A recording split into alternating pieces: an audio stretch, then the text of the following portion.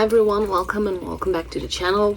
Please like, share and subscribe and turn on the notifications bell. I apologize because I have this tablet because I have a sore throat. I'm gonna try to use this microphone for the 10th time to try to make it work. I apologize if the sound is crappy. I'm gonna see the results only when I'm editing the video. Let's hope it works this time. But yeah, I have a sore throat because, like I said, last week I was taking care of my nieces for the whole week, and one of them got pretty sick with all these school viruses and all of these things, and clearly I got it as well. And I'm taking very heavy medicines to get better, but it's been bad. I've been coughing non-stop, so eventually I'm gonna have to, this video is probably gonna have a lot of cuts because of that. I apologize in advance.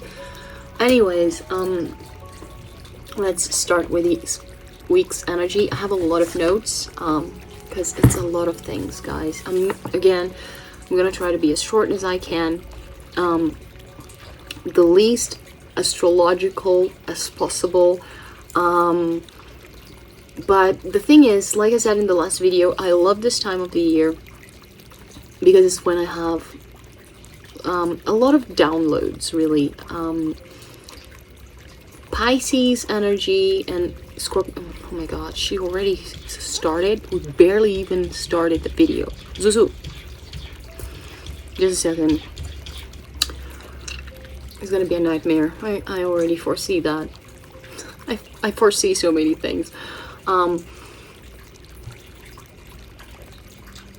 Pisces season and Scorpio seasons, I think, as a collective, are the seasons where we have the most contact with spirit world, because we go to the depths of subconscious and our emotions, again, as a collective, but especially in my case, because I'm a Pisces in the 4th house with Scorpio rising at 29 degrees and 57 minutes of Scorpio, and Pluto in the 12th house in Scorpio. I have a lot of Scorpio and Neptune and Moon energy in my map, because my Moon is in Cancer, conjunct to Lilith in the 8th house, which is a house related to Scorpio energy as well. So every time it's Scorpio and Pisces, they are the times where I have the most this energy that I said, that we as a collective become very connected to the underworld. For me, it's even deeper. So I have a lot of downloads. It's the best time of the year to have readings with me, because I have access to a lot of things, even things I do not want to have access to.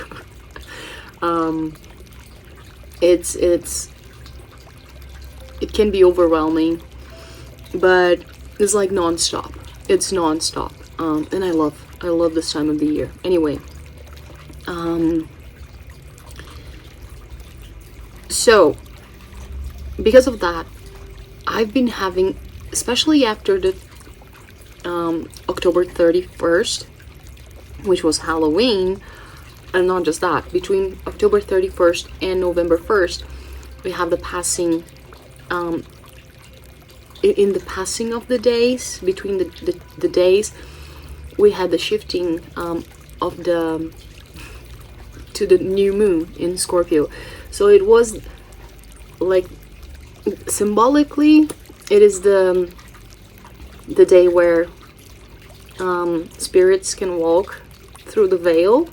It is a passing of the veil, but the moon was passing from one day to another, and it was the new moon in Scorpio, which is transformation. So it is very significant, and because of that, I think it was like this that's when most of the downloads started happening, like the movie Matrix opening scenes. That's what started happening to me. And I had a lot of insights that I usually don't like sharing this type of things, because I sound like a lunatic, like those conspiracy, conspiracy theorists. But yeah, sometimes I just feel like I have to.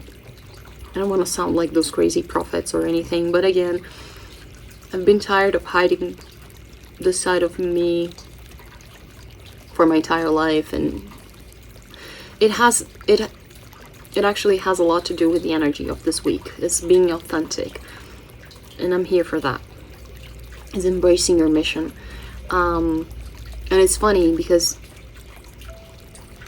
the whole theme about not only the downloads but the week and everything, it has to do with you, your commitment to your mission, but your mission as a soul, as a manifestation of your being with capital B on earth. Your authentic self.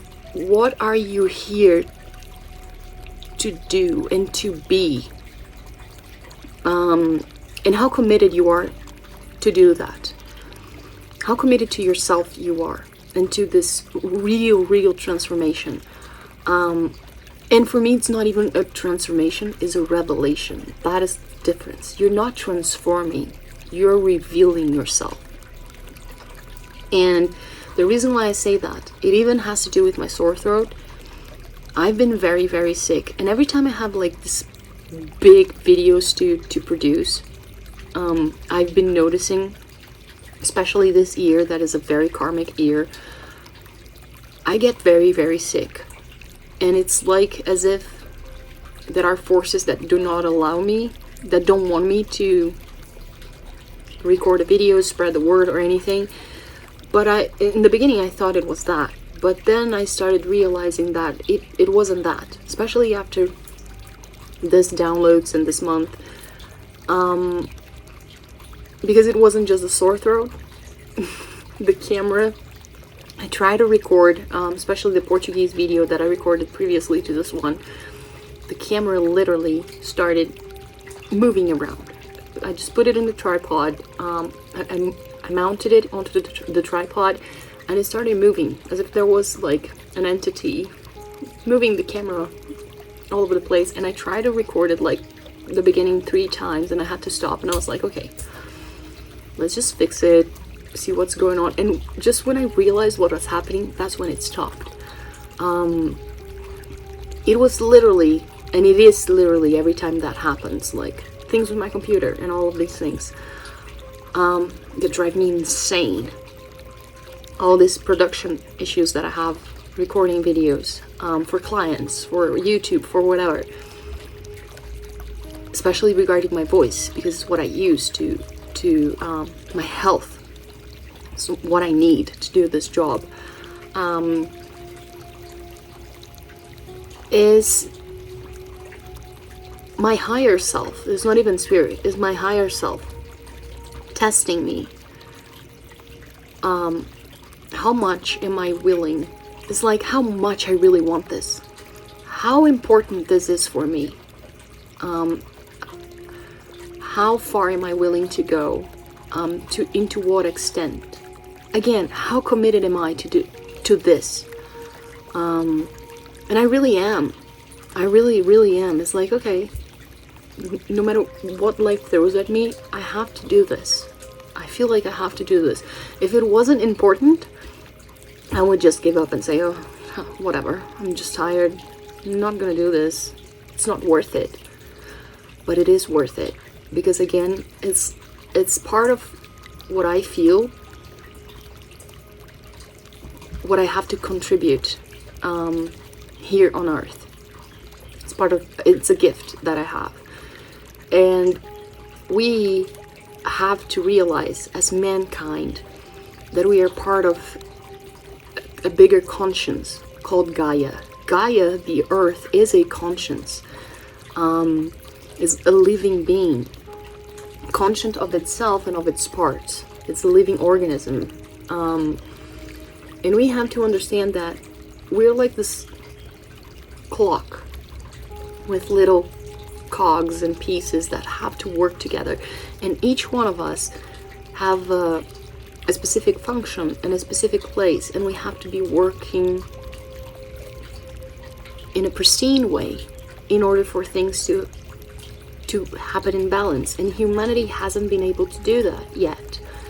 We have to realize and understand where we are and what we do in the framework of all things.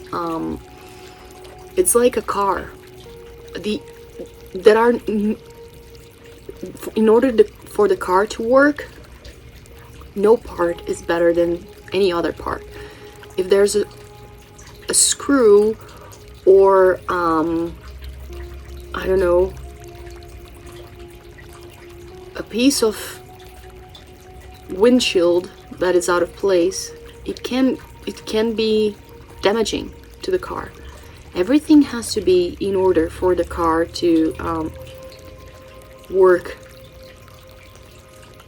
properly. Yes, if I don't know, if the windshield or something is broken, you can still drive it. If there's I don't know, there's part of the light missing, it will still work. You can still drive the car, but it's not as safe. So ideally, the best way to drive the car is for the car to be in its perfect condition. You can't make the car function without some parts being pristine, but every single part in the car is projected to matter. That's what I mean. And every single one of them know their place, know their function, know what to do, and they don't interfere with each other. They interact, but they don't interfere. And you don't think they're better or worse than the other one. So the engine is like, yeah, I do this and this alone. The carburetor does this and this alone. The tank does this and this alone. And the tank doesn't feel like, oh, I wish I could be free and feel the wind on my face, just like the windshield, and see the light of day and feel fresh. But I'm here holding liquid, flammable liquid, and I have to keep pumping stuff, and not pumping because this is not even, again, it's not even its function. I have to hold all of this weight, all of me, but if it wasn't for it, the whole car wouldn't be able to move. So each one of them know its place, know its function, interact with each other, and the car works perfectly. We have to start seeing mankind with Earth like this, and us individually and as a collective like this. What are we here to contribute for? And we are, as human beings, we are divine creatures. So we came here to be creators. We are part of the divine, of the great creator. And we were created as its image. Therefore, we are also creators.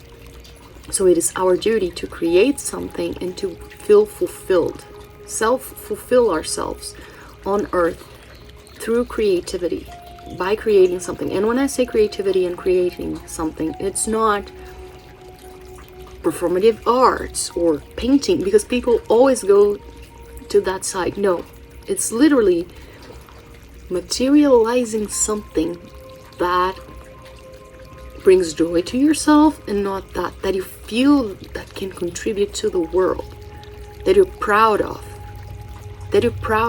Sometimes you're proud of planting a garden. You're proud of planting carrots because you're freaking good at planting carrots. You're feeding a whole community. You're really, really good at packaging stuff and shipping them. This is a real gift because you're very organized. You can keep like sheets in order to label the boxes and ship them and give that to me. I will bring your harbor.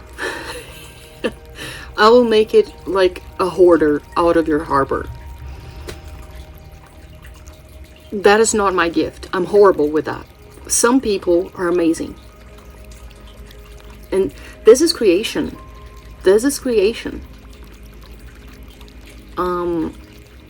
And because of that contribution is not better or worse than someone who's painting or who is dancing or who can sing, or no. Quite the opposite, actually. It's even more useful, to be honest, for things to work if done properly and correctly. So yeah. And what I feel is that this, after the 31st, this November, we kind of started having a split. We were going like this energetically, and in November we did this. Very slightly. We started having a split in energies between people who are truly committed to their role and to themselves and to who they are and who they came to be, and who are like pulling on their sleeves and they're like, okay, I came here to do something and I'm engaged into that, and they're engaged into this Earth's transformation and they want to be a part of it, and they want to, just like I said when I was talking about Maki Maki in the last video, they are willing to step up and play a part in the bigger scheme of things. And people who are not, people who still want to be kept trapped in this earth that is about to be extinguished, that should have been extinguished. It's an earth that is filled still with illusions and pain, and it's an earth that we cannot live in it anymore. It's unbearable. And again, world is a manifestation of our conscience. And the ones that are vibrating in a higher conscience, that have faith, that have done all the work, the hard work, we went through hell, went through a dark night of the soul, we went into the depths of our soul. We started doing soul searching and cleaning our mess. Saturn, we have a double regency of Saturn this year, which is a very karmic year, to clean up all the mess. Precisely for that, it's people who have gone through all of this and are starting to work towards hope, because they have the conscience of hope and the conscience of light and of growth, and they understood and integrated their shadows with them, because it's not about eliminating the shadows. No, it's about self-love, and self-love incorporates shadows. Understand them and incorporate them and soothe them and embrace them, because they understand that shadow holds a lot of treasures, a lot of our strengths, a lot of our light is buried under shadow. But the other people that are insisting on keeping their mind their mind into tragedy, separation consciousness,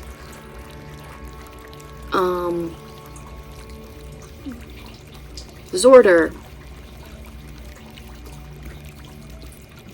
futility, especially futility, greed, all the wrong things that we see today in society.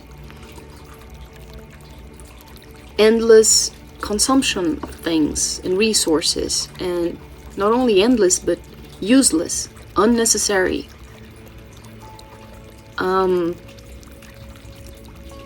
These type of people have chosen their conscience is manifesting a different type of earth. So they're going towards that vibration. So the split has already begun in November. This split has already begun. But there's always like this transition period that we have between before things start getting really bad, before things actually start manifesting and becoming serious, and you cannot go back. And I feel that 2025, I've been talking about 2025 for years. It's because this channel is recently new, but this number kept coming to my head for years and years and years and years. In my Portuguese channel, that's all I've been talking about. Oh, 2025, 2025. And I didn't even know why. I just heard a number, and then astrologically all started to make sense afterwards. But 2025, again, this shift is gonna be increased and become more apparent. It already started now in November, because it's pulling on the 2025 energy already. But 2025 is gonna be even stronger until 2026. It's almost like we are going through we have a bottle, and we're going through the thinner part of the bottle with the whole pressure. It's gonna be 2025, 2026, starting already now on November. And I say that because a lot of astrologers are gonna say that 2025 is gonna be a year ruled by Jupiter. And I agree with them, but I follow this line of astrology that we don't see when we see a year, we don't see just one planet ruling that year. We see two. That's a very particular way of seeing things, because most astrologers see the planet ruling that year, and that for me is a very mundane, very 3D life, human timing life way of seeing things. And this is usually the planet that astrologers see, is a planet that influences us as a collective, as humankind, as mankind, our daily lives, blah blah blah. This is going to be Jupiter, just like people have been saying it is Saturn this year. And the reason why I say this year 2024 is a double rulership of Saturn is because, like I said, there's always two planets for me, not just one. Because there's always a planet that rules us as mankind, and there's always a planet that rules us in a more elevated spiritual level as Gaia. And this year, 2024, both of them was Saturn. Because it was like 2024 is the year of karma. Is the year of cleaning. Is the year of cleanse. It's like there's nowhere to go. There's no way you can hide anymore. You guys are gonna have to deal with your stuff. I was gonna say something else, but you're gonna have to put your ships together. So even in the human sphere, 3D sphere, collective sphere, and spiritually speaking, both of them, you have to put things in order. It's time for that. I keep accidentally pushing stuff because I'm too big. You have to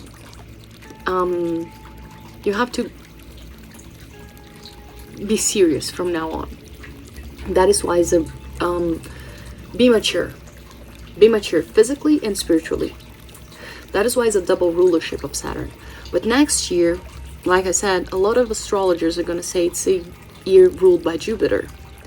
And for me, it's not just Jupiter. Jupiter is going to rule the mankind part, the human part, the collective part, but the astral part, the spiritual part of Earth is going to be ruled by Venus. So it's going to be rulership of Jupiter and Venus. So let's start with Jupiter. Jupiter is a planet that a lot of people say, oh, it's about faith and luck. And for me, Jupiter, yes, the great benefactor and all of these things. Yes, it's all that because it's related to Zeus. But Zeus, for me, the greatest characteristic of Zeus is expansion. An expansion of consciousness. That is why Zeus is the benefactor, because it expands everything. So next year, you're literally gonna expand what you are inside. There's nowhere to hide. Everything you have inside yourself as a conscient being on Earth is gonna come out, whether you like it or not. Because Jupiter is like this helium balloon. It expands and expands and expands and expands and expands and just flies away. You cannot control it. Again, you cannot hide what you have inside yourself. If it's good, great. But if it's bad, it's uncontrollable. But there's another thing. With the rulership of Venus behind it in the astral plane. Venus is the planet of attraction. And it attracts because of our values. Venus is about values. So what you value gets attracted to you. Again, what you're emanating to the world, and you cannot stop projecting into the world because it expands outwardly out of you, is going to be showing to the world, and it's going to be attracting just like a magnet. Just like when you're walking on the streets and there are a lot of flyers and newspapers and whatever flying in the air, they stuck on you and you're like, oh, get out, get out, get out. It's going to be next year's energy. Things are going to stuck on you. Things that you value and that you emanate from inside yourself. You're not going to be able to hide them anymore. Again, if it's good, great. Great things are going to come to you. But if it's bad, people are not going to be able to hide it anymore. So if you are someone who on the outside, you are super nice and super grateful and super friendly, but you're actually on the inside a person full of shadows and greed and envy, this is what's going to stuck on you. And you're not going to be able to hide anymore. And people are actually going to see it. And you're going to be very embarrassed. So you're either going to be forced to face it and change it, or keep ignoring it, and you're going even faster towards the abyss of this split on Earth. So you're going to have a time to fix it. Because the year 2032, again, I've been listening 2025, 2025, 2025 in my head for all these years. But 2025 is like in about 2 months. So now, all I can hear is 2032, 2032, 2032. So I feel like we're having this transitional period, this bridge, until 2032, where we're having this split, but you still can contour with a lot of effort, because so far you had the chance, but if you still put a lot of effort, you still can make a turn and go to this earth, to this new earth. But if you don't, it's gonna be harder and harder to catch up. And the split is just eventually gonna happen. And in 2032, we're literally gonna reap what we sow. And understand by that what you will. So if you sow violence, you're gonna reap violence. again, there won't be a place for you on the new earth. I don't know, maybe bad things are gonna happen to you if you're in a good vibe and right now, because oh, I'm rich, I'm this, I'm that. Yeah, enjoy it until you got it. The wheel is gonna turn. That's what I feel. And people who are doing the hard work now, who are in misery and who are like, oh my god, when are things gonna change? They're already starting to change. You're already gonna start feeling it. And 2032 is gonna be like, oh, finally! If not before. But in 2032, it's gonna be so apparent. So apparent. That is what I feel.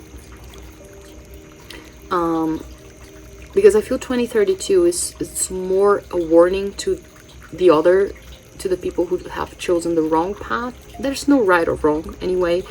But who chose not to be conscient. That's what I mean.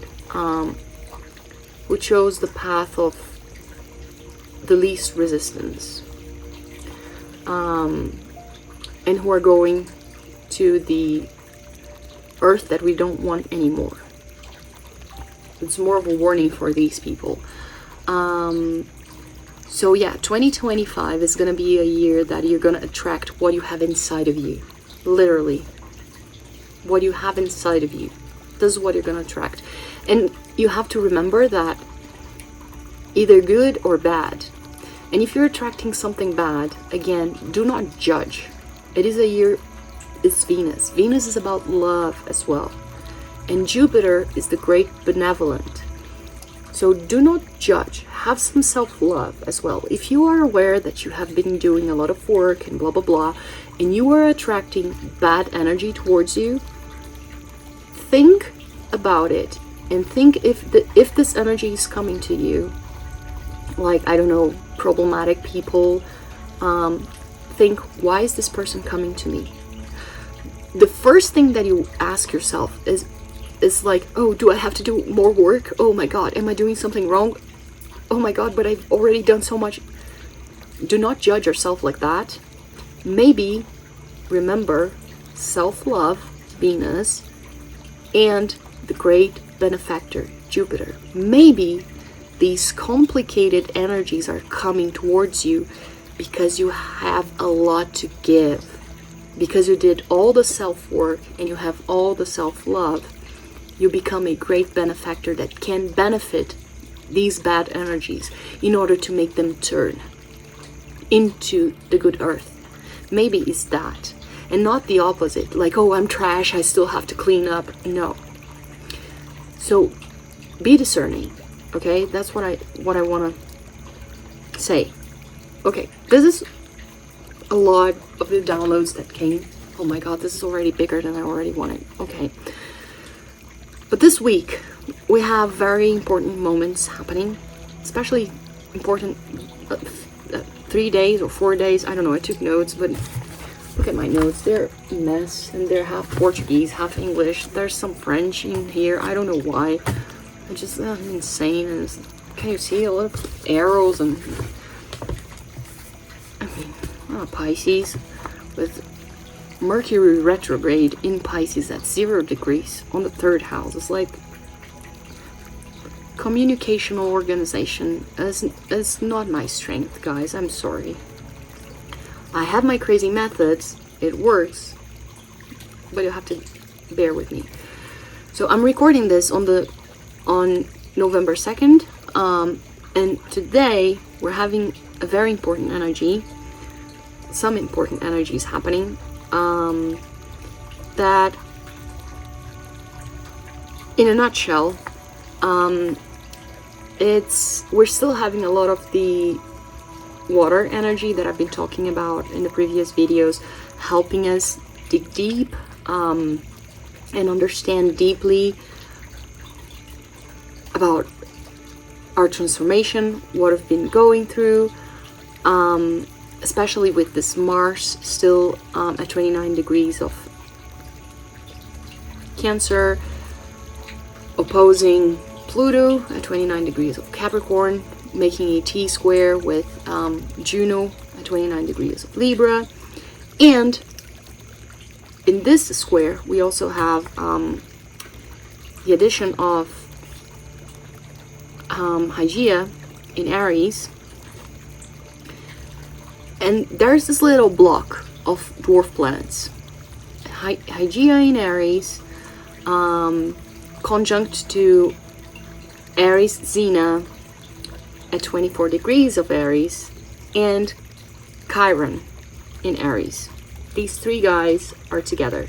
Hygeia, Aries, Xena, and Chiron. All of them in Aries, and this is very important. This three little birds, because they together are telling us all the time throughout the week that we are being able to get our shadows and all we've been through and all the things that we used to hate about ourselves and used to loathe, and actually we are using that as a way to spread justice in the world and to help people.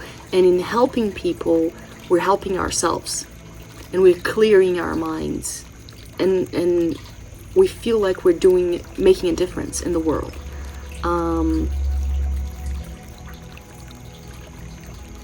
That is, and it's helping us understanding our mission. That is what I feel with these three guys all the time, talking with all the planets, because they're going to be talking with everyone all the time during the week. So yeah, but today on the 2nd, we have a perfect conjunction of Hygeia at 26 degrees of Aries, with all these little guys together with her, like a little train attached to her, and Astrea at Libra, at 26 degrees of Libra. It's a perfect opposition. And these guys talking together is talking to ourselves. And this is also another theme that is going on for the whole week, because Astrea is also aspecting. Astrea is another dwarf planet, talking to a lot of other planets for the whole week. I've been talking about dwarf planets a lot because there's a lot of, again, celestial energy. It's about the loss of our innocence, especially with Hygeia. It's like this mental clarity. It's cleaning our minds. It's mental hygiene. I like using Hygeia, corresponding it to the idea of hygiene, because that's where the name comes from. Hygeia was the daughter of Asclepius, the father of medicine. So she's all about cleansing and cleanliness, especially mental clarity, keeping yourself sane, basically. So it's keeping ourselves, it's about our sanity during this loss of innocence. And when I say loss of innocence, is we're realizing a lot of things that we used to gaslight ourselves about, and it's like, yeah, I wasn't wrong. It's actually true. Whoa. Because Astrea, I don't know if you know about Astrea. Astrea was a goddess that in the Greek myths, there was a time where gods and men used to live together on Earth, but men started to corrupt themselves so much that the gods started giving up on men. They're like, yeah, these guys are out of control and they're destroying the world, and we cannot stay here anymore. They're gonna corrupt us, and there's nothing we can do, and it's not up to us to help them. We cannot do anything for them being here. We're only gonna drown ourselves if we stay here. And Astrea was like, no. She's actually related to a sense of justice and belief and innocence. It's like final hope, it's clinging and attaching to things because she truly believed. She was like, no, we can save them. No, they're not that bad. No. She was trying to be fair, nice and really hopeful. But it just got to a point that she was like, yeah, I can't, I'm sorry, I have to go. She was the last god, and she was a goddess. She was the last of the gods to abandon humankind, to finally give up, because she finally realized, yeah, I just can't. So is this loss of innocence about a lot of things that just came to our mind. It's like, yeah, I was so wrong and blind about so many things, and I have to change. This week's energy, guys, and I talked about last week's being the reset energy, but this week's energy is all about literally writing a new beginning, writing a new story. And it's not just a story, writing a new history. It's a new beginning where you cannot look back. It's like once you turn your neck, you cannot turn it back. The people who can look behind is because they're still looking behind. They haven't turned their neck yet. And they're actually late. They're actually late. But if they decide to turn their necks as well, they won't be able to look back. That is the energy. And it's funny because I feel I have a lot of decks today to use, and all of the decks that came and asked to come, they have this very ancestral energy, almost like shamanic, but very ancestral energy. And I feel that we're being very guided and protected, and I felt this very heavy energy of ancestors coming towards us, because there is almost like this weight of them on us, telling us, hey, this is the time. You guys have to do something that we weren't able. This is a time of shifting and transitioning collectively. You have the chance to right our wrongs and fix our mistakes, and we are with you. So please, let's just do this together. We're here with you. We're here protecting you. We're here helping you. Don't miss the opportunity. Don't miss the chance. The time is now. The energy is now. Everything is possible now. So yeah, we're here for you. Let's do this. Let's do this together. Let's not allow this world to go to the abyss. This world to go wrong. It's like the metaphor that I use. Let's not allow the cart to fall through the abyss. Let's turn it 180 degrees and bring it back to into the path of whatever. Just bring it back to the pavement. Don't let it fall and crash and burn.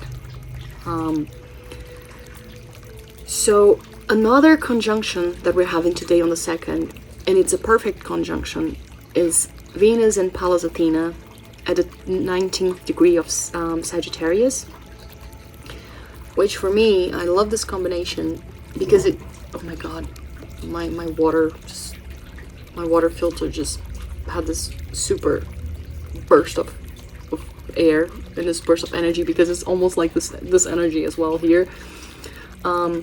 It's like this energy of believing in yourself. It's this self-love, being understanding that is having this higher vision of, yes, I can do everything. I can do it now. It's up to me. It's up to me, and I have to be. I have to think bigger. I have a bigger role to play, so I have to be strategic. I have to think bigger. I have to have faith on myself, and I have to think higher, aim higher, and it's almost like this bigger, better, stronger energy about me, and having faith. And on the 4th,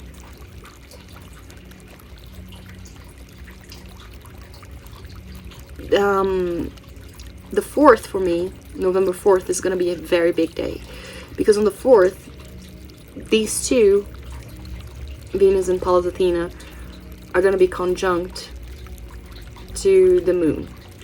They're going to be having this conversation with the moon. And at the start of the week, on the second, like today when I'm recording, the moon is going to be on Scorpio, opposing Uranus in Taurus, and conjunct to Mercury in Scorpio as well. So it gives us this depth of the transformation and all of that. So the moon is aiding with the transformation. And again, it's not about, like people are saying in a shallow way, oh, it's time to transform, it's time to transform. No, it's more than that. It's literally time to reveal yourself. And what I feel is that, I even use that metaphor in my Portuguese video. It is as if we went through a lot of deaths and rebirths throughout our life, but this one is the biggest one. It is as if our whole life we've been like in this nut. This was like this pine cone, whatever it is. My niece made it for me. So we were filled with glitter, and which is a fake thing, and we just started polishing. It's like, yeah, take off the glitter. This is probably one of our first deaths, because I just did this to be presentable to society, because people said glitter was better. And then death after death, we just started pulling out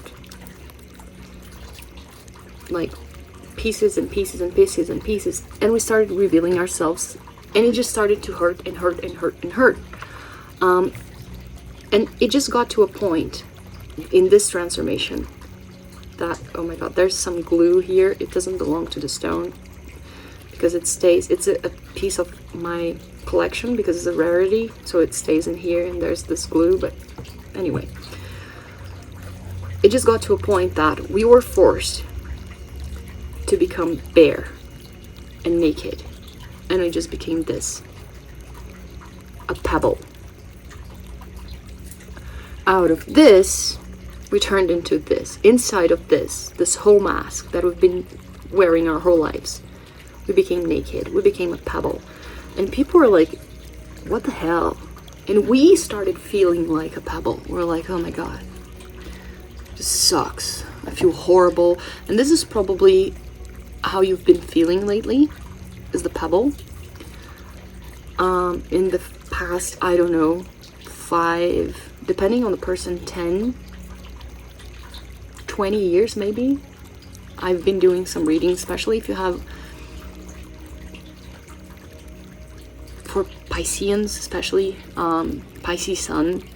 I feel like Pisces had a very difficult cycle. There was a time ago that I had a download. It was almost about 21 years of a difficult cycle for Pisces. Anyway, but especially if you're water signs. Water signs, water signs suns have had the most difficult time, because water is the emotional element, and humankind had to work a lot with emotions. So the water signs suffered a lot more in the past few years. And Capricorn, because Pluto was in Capricorn. So yeah, Capricorn as well, about 15 years, 10 years, like more than a decade as well. But anyway, oh my god, there you go, my cat again. So what I feel is that, just a second. Oh my god, my baby was so happy when he saw his mom. It was so cute. He actually said it in Portuguese, "Mommy." He talks. It's the funniest thing. My cat, he talks. The male, the female, she talks a little bit, but he talks a lot, because he's a Virgo and ruled by Mercury, and they talk a lot. I'm crazy. You guys know I do birth charts for animals. That's how crazy I am. Anyway. But you've been feeling, oh, there she goes, destroying my carpet, my yoga carpet. It was a yoga carpet. It isn't anymore. It became like a scratcher. was this a fortune, because it's like anti-sweat and anyway, I don't say anything anymore. I've put 0 limits on my animals. Anyway, you've been feeling like a pebble. Like, yeah, I'm worthless, I don't know who I am, I suck, blah blah blah. But lately, people who decided to do the hard work is like, yeah, it's not just a pebble. I'm gonna work hard on myself. I cannot be just that. I'm gonna keep digging and digging and digging and digging, and look what's inside of me. And then you found out you're actually this. You started seeing that inside of your shadows, of your pebble, you were holding on a lot of light. And you're allowing yourself to shine. Your uniqueness and your beauty to the world. But in order to do that, it was hard. Because for you to dig into a rock is hard. It's hard work. And you've been doing and doing and doing and doing for a long time, but it was worth it. Because at the end, you get this. And you get to show how rare and unique you are. So, in November 4th, the moon becoming conjunct to Pallas Athena and Venus is this energy of, now that I know what everything happened, I know what I want. I know I came here for something I know that I'm better. I came here for something better. And I trust myself. And it's like this, almost this grandiose energy coming from you. It's like, yeah, I want better, bigger, stronger. I want it. And in this day, you actually have a perfect conjunction. My God, I can't believe that. It's literally testing me. I just hope she doesn't bring me any dead animals, because I'm not kidding, guys. Side note, yesterday, was it yesterday? No, I don't know. 2 days before, I don't even know what day it is anymore. Like I said, my goddaughters, my nieces, they were here because they're sisters, but they're both my goddaughters. They are 6 and 4 years old, and they were here, and they had like this Halloween party from school to go to, and they had to put a costume on, and they're girls, so they wanted to put makeup on, and like, so I had to do everything for them. And I'm not kidding. When I was putting on makeup on them, in front of the mirror in the bathroom, and because they're very little, they don't like, and I'm super tall, like I say, I'm 182 meters. I'm not gonna stand up and say, hey, just stay. No, I actually go down, and they sit in a little bench on the floor, and I sit down on the floor and I put makeup on them. I'm not kidding. My cat wasn't behaving at all, the female. Right in the middle of the makeup, she came in between me and the girls. She literally, I don't know, barfed. She just threw a butterfly, a living butterfly. It wasn't even a butterfly, it was a huge moth, like this size, in between all of us. And my nieces just started screaming and running, and the makeup just and we were already late for the party. Oh my God, I don't even know how I'm still sane, because all of the things that happened on that day. And the moth started flying everywhere, and my nieces started screaming, and they were like, oh my God, and the cat just going after, and they're like, yeah, she's gonna kill it. And oh, it was a nightmare. Cuts to, I leave them at the party, rushing like crazy, so they wouldn't miss the party. So I left the whole house like completely open, and I didn't even bother locking anything. So when I came back, I was like, yeah, I'll just fix everything when I'm back. I just find her with a moth, half destroyed. The moth was half destroyed, still trying to live, but she had destroyed the whole bathroom. I'm not kidding. And she was like super, super happy, wagging the tail, and I was like, I can't believe that. She had brought down a whole box of Legos on the floor. I was like, I can't believe that. I can't believe that. And the baby one, because like he's crippled, he cannot walk. He was desperate, trying to find me to help him, but I wasn't here, so he peed all over the floor because he couldn't get to the sandbox. I was like, oh my god, I can't believe that. Okay, so I cleaned up everything, and I was like, okay, I'm just gonna make myself some tea because I need to rest. And right when I was about to start drinking the tea, it was already time to pick up the girls from the party. That's how hard working it was to clean and fix everything, because I was cleaning and fixing things from the kids. So I picked up the kids and brought them home, and like, you have to shower them and put them in bed. But meanwhile, while all of these things were happening, right after I gave them dinner, when they got once they got from the party, they left the table, and I was like putting things on the kitchen to do the dishes and everything. They just started screaming all over it again, and I was like, what's going on? They were like, she brought us a bat. I was like, I can't believe it. She literally was bringing a living bat, and the bat was like crazy running from her, and they were like, and again, my niece is screaming like crazy, and there I go to rescue the bat. I'm not kidding.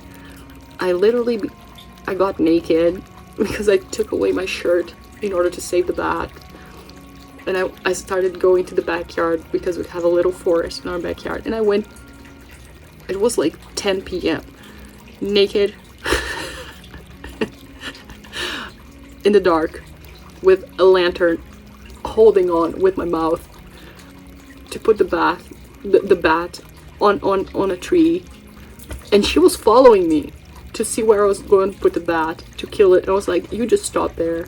It was just so freaking humiliating. So I got back into the house, put on another shirt, and 5 minutes later, I just heard someone yelling all over again. And I was like, what's going on? And someone was like, she just found something else. Just go there and see, because there's a lot of noise. And we just heard like, I was like, okay, oh my god. They actually thought that the cat was hissing, and I was like, okay. It was a freaking possum. I'm not kidding. It was almost like a baby possum. Probably fell out of, but it wasn't very baby. It wasn't too little baby, because I already rescued like some very, very little ones that fell from the mom. Probably was like 2 or 3 weeks old or something. It was a little bigger, but it was scared like hell from her, and she just kept knocking it and trying to kill it. And it was, by the way, it was on my piano, destroying my piano and pooing. I was like, I can't believe that. I just had zero, like, it was literally Halloween in my house happening on Halloween night. And I got my second shirt out of me to get the opossum, and I did all over again. Went naked to the backyard, put the opossum there with my cat following. I was like, I cannot believe what I'm doing. I have the patience of a saint, honest to God. Like, I'm so zen sometimes that even I even surprise my own self. But it was hell on earth. It was Halloween night. God. Anyway, just a little story, a horror story for you guys to know what I went through. And I think that even worsened my condition, my lung condition, because I'm having to wear like this little pump to put like medicine on my lungs. And anyway, God, it was the worst. Oh my god, I've never went through so much craziness in less than I don't know, 4 hours, whatever. But this is again to see how truthful you are to your true self and how committed you are, because I'm not an aggressive person. I don't lose patience.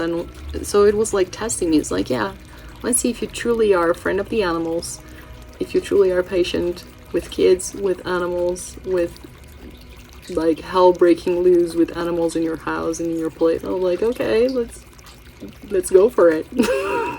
You know, let's see how committed you are to your values. And I was like, okay, I truly am. I passed the test. God, if I didn't pass it with flying colors, I doubt see someone do a better job. Anyway,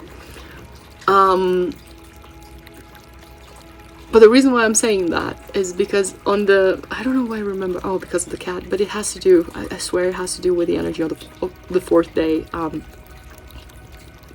November the 4th, because you're gonna feel like there's this grandiousness of, God, I'm doing something right, even though it sounds like crazy, everything seems wrong, everything went through hell. I went through hell, but it was for a purpose.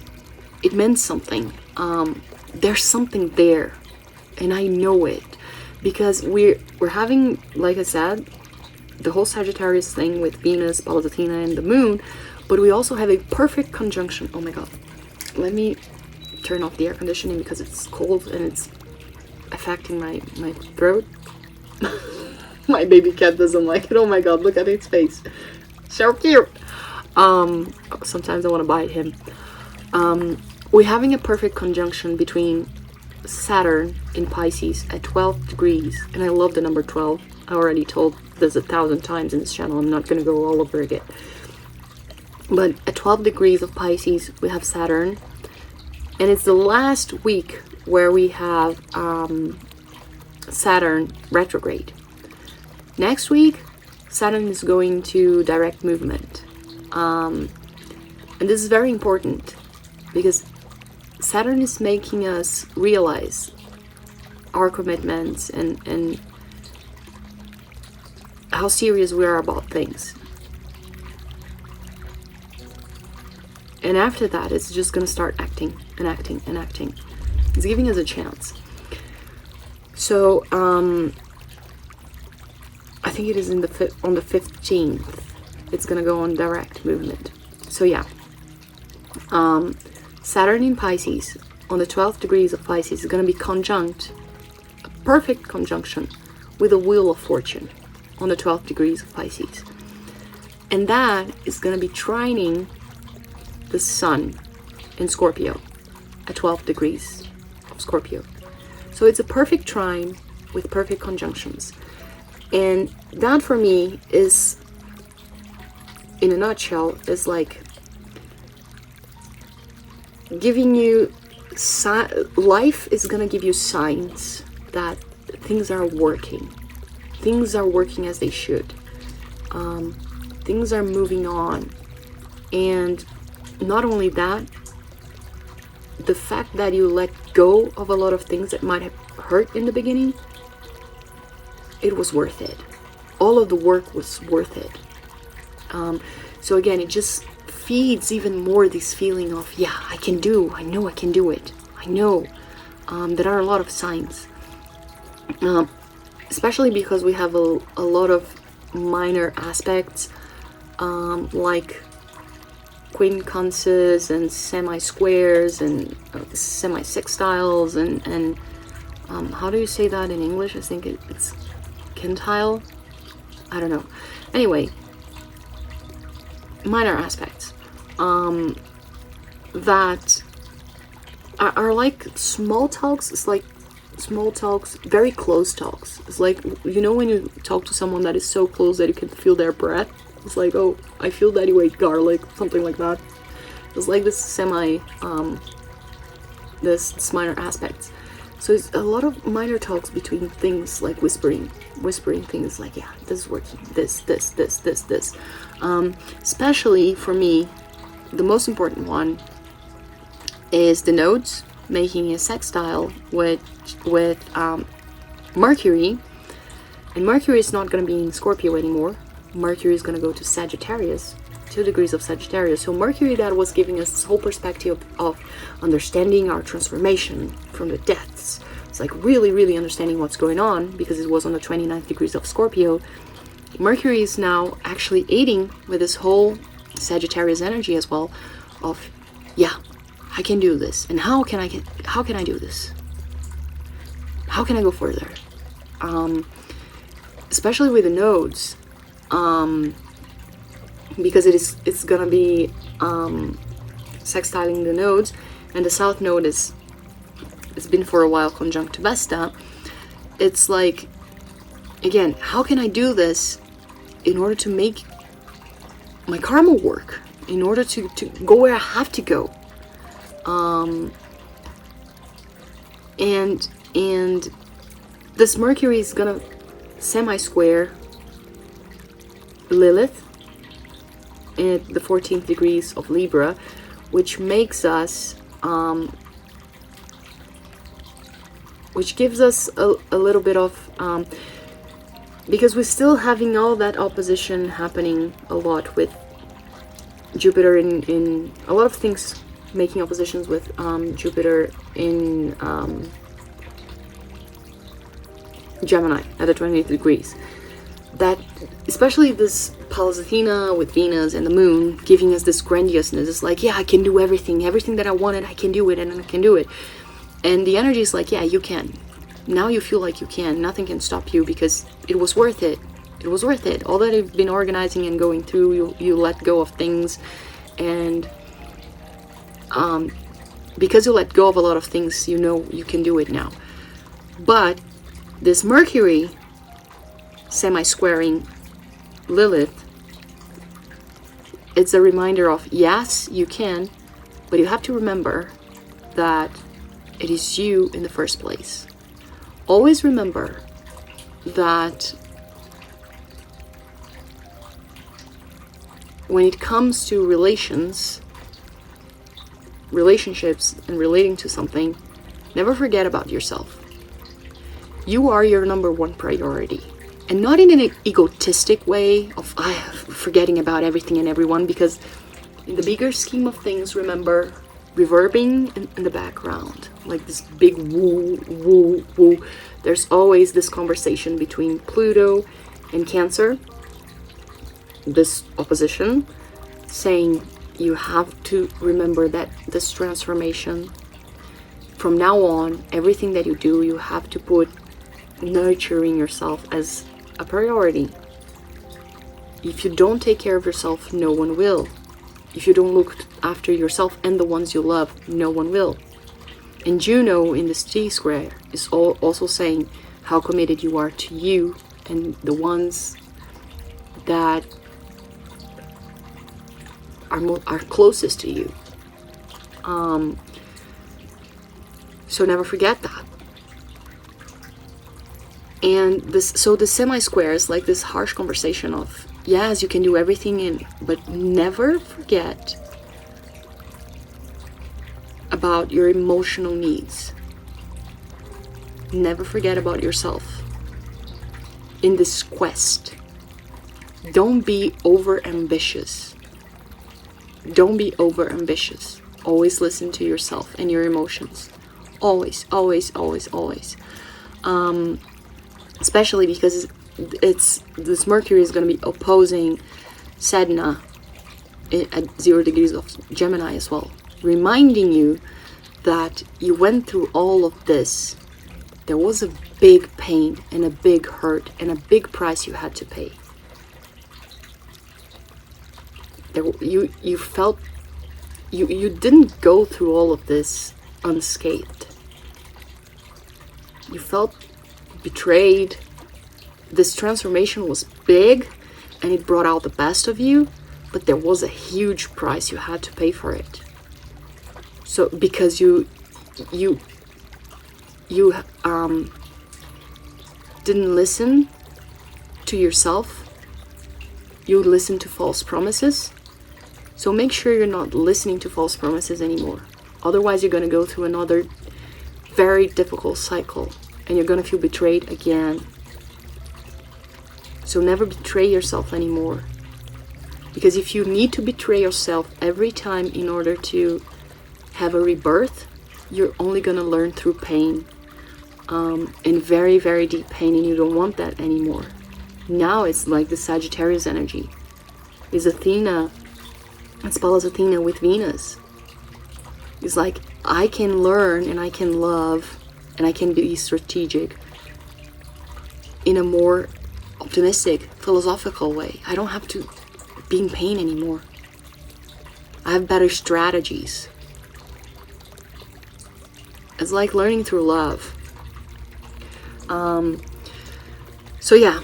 So we have a lot of minor aspects, but one thing that is important on the 4th as well, see, day 4th is going to be, is going to have, a lot of things are going to happen. Pluto is still going to be making an opposition to Mars, but something happens. Mars is not going to be in Cancer anymore.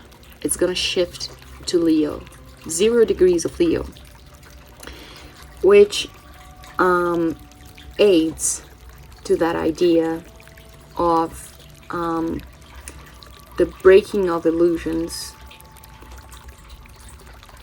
that whole Astrea and Hygeia energy that I talked a little earlier. This is actually still aiding with the whole breaking of illusions and loss of innocence as well, because Leo is all about allowing your inner light to shine, that knowing of your mission and commitment to yourself and to your inner light, and feeling self-fulfilled, because Leo is about creativity, is your inner sun. It's like, I came here to realize something, to do something, to be something, and to create something. I'm a part of the bigger creator, of source creator. Therefore, because I'm his image, I'm also a source creator. I'm also a magician. I came here to make magic happen. So I'm not gonna allow any illusions to cloud my mind anymore. So it's, again, this loss of innocence. I'm not letting anything stop me anymore. This whole transformation shifts. This on day 4th. Day 5, just the very next day, the moon that was in Sagittarius, giving us all this this grandiousness, it shifts to Capricorn. And because it shifts to Capricorn, a lot of the aspects also shifts with a lot of other things that start moving. But a lot of T-squares start appearing on the map, which gives a lot of tension. And tension to grow, because T-square is like this conversation that makes things grow through tension. And for me, it is because all of this realization, all of this breaking of illusions, loss of innocence, is actually making you, okay, now I'm serious about things, because Capricorn is about maturity and being serious and commitment. And again, boundaries and making things work and planning and strategizing things that, okay, now I'm gonna make this work. And being resilient, being determined, and it's like pulling up your sleeves and it's like, okay, now I'm gonna put in practice all of the things that I've been feeling, that I can do it, that I can make it. I'm gonna make it work. This is on the 5th already, and it just goes, this energy just keeps on building up, and on the 7th, because I'm only going to talk about until the 10th, because the 10th is when it's Sunday, so technically it's when this video ends, because I talk about weekly energy. The 7th, the Wheel of Fortune is going to be conjunct. Remember the 3 little birds that I said? Hygeia, Aries, Xena, and Chiron. The 3 ones that are conjunct together on Aries, making us see our shadows and things that really we didn't like, but actually that we learned about it and embraced it and decided to use it in our favor and to help humanity, instead of moping and projecting on others. The Wheel of Fortune is gonna become conjunct to them, so it's gonna attach to the little train. So it's gonna be the little club.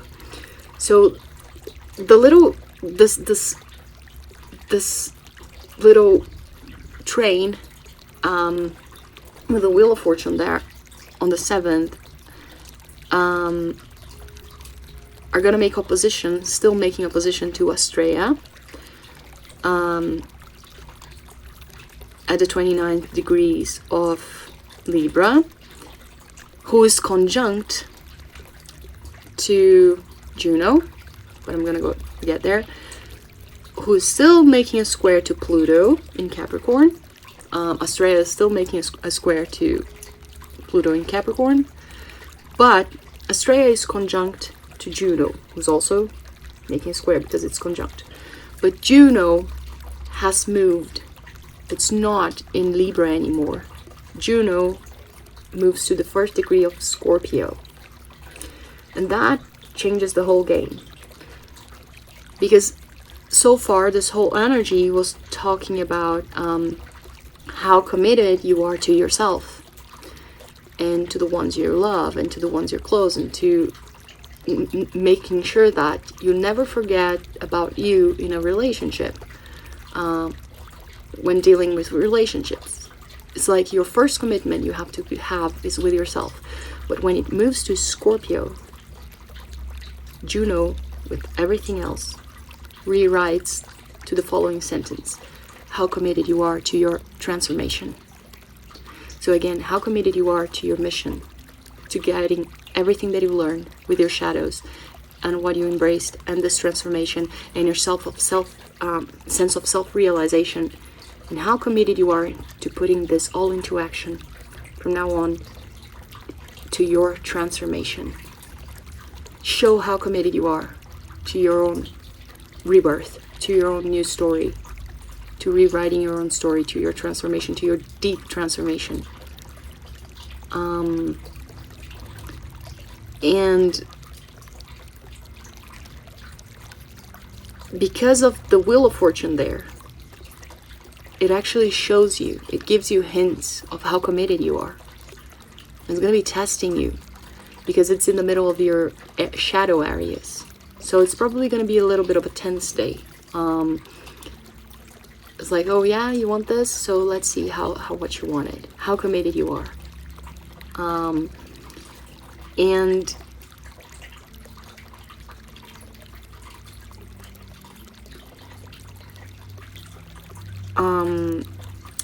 on the 9th, which is going to be the last day that I talk about, because it's the last significant day where we have a significant change, the Sun will be at the 17th degree of Scorpio, and it's going to be making an opposition to this very Wheel of Fortune that is going to be on Taurus at 19th degree.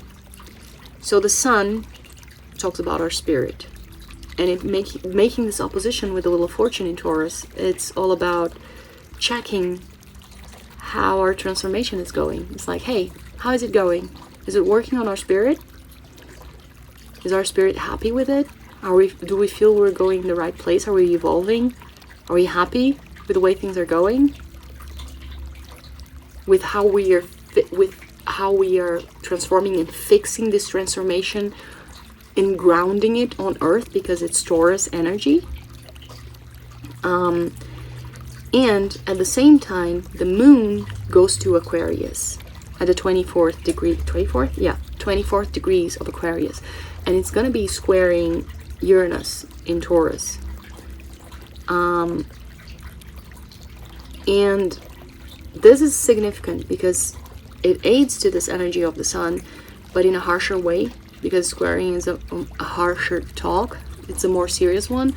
And it's like, the reason why I'm questioning if it's working spiritually for you, it's because I want to know, with this Moon in Aquarius, with Uranus, Are you ready for the next phase? Are you ready for the next era? This age of Aquarius? Are you really ready for it? To embrace this new consciousness? So a lot of things, guys. A lot of things. And yeah. Very significant stuff. That's why this video is going to be big. I wanted to shorten it as much as I could, but I just couldn't. And I think I'm gonna get another tablet. Just a second, I'll be right back, because I thought I had another one in my box, but it was the last one. Just a second. Oh my god, you guys. I don't even know if the camera went out of frame. I'm sorry about that if it did. I had to stop the camera. I went out for a while. Remember the opossum? I think I was like, again, downloads. Oh my god. I went to get the tablets for my throat, and I heard a weird noise with my cat and something else coming from the bathroom. I decided to go there. The same baby opossum was hiding in the corner, like it was scared like hell. My cat brought it inside. The baby again was trying to kill it again. I had to rescue it again. Luckily, I took some dirty clothes from that were like in the tray, the what is the name of, anyway, the thingy that I leave in the bathroom. So I didn't take off my clothes. I took the dirty shirt. Had to take the opossum to the garden, and it was in a position that it was hard to get it because it was in a corner, so it was scared. And like I had to take it up front, so it was like with its teeth, and it was like I am not allowing, so I couldn't take it from behind. It was kind of dangerous. I don't mind. I mean, I'm crazy. I'm not normal, but there was this danger of it biting me because of the position that I had to grab it, and with my cat trying to jump onto me and onto the opossum. Jesus Christ. And not just that, because the opossum was scared as hell, it pooped all over the bathroom. I decided to clean it afterwards. I'm like, yeah, there's no, I'm gonna clean it now, because maybe when I'm done with the video, who knows, maybe there will be another weird animal in there. I love cats. I swear to God, I love my cats, but I've never had cats before. It's the first time that I have, because she's a rescue. She came with babies. Anyway, I only had dogs, and I had this dog that she was a hunter, like crazy hunter. She reminds me of the dog. It is just like her. She used to put dead animals inside my shoes as a gift. So I would put on my shoes, and there was a dead rat. There was a mold piece of bread that she had buried, or bone or whatever, that she had buried like for months, and or a dead these were the worst ones, because she would kill mouse, and not only mouse, but rats, like big rats or possums. She would bury them, and months afterwards, when they were rotten and half putrid and half degraded, she would dig them up, put them as a gift. Oh, a little beetle. Put them as a gift inside my shoes. So I would put on my shoes, and I would feel something in there. I was like, oh my god, what is this? And I don't know, dead rat, like dead something, dead gecko. So I'm used to that. But I never thought I would have to go through that again. because the other dog that I had that died on January this year, she was an angel. She was a saint. And the baby, the cat that was born out of her, one of them, because the other ones I donated, the one that stayed with me, even though he's blind, he's crippled, he's autistic, he has dwarfism, he has a lot of issues, he gives me a lot of trouble. This is him trying to walk and bumping into my wardrobe store. He at least behaves. Given all his abilities, he behaves. But I think that if he wasn't the way he is, he would be worse than her. Anyway, let's start with the cards. Now it's just cards. Let's see what ancestors and the universe wants to tell us. I'm probably gonna have to read most of them because they have a lot of meanings. And oh, please just don't poop or pee underneath my bed. Because sometimes he decides to walk underneath it, and he just decides to do something underneath. Oh my god, I'm sorry guys, just too much information, but my animals are making me insane. I became an insane cat lady. There he is.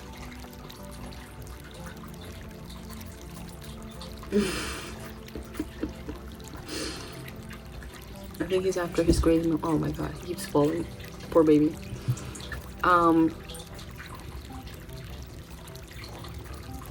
Sige.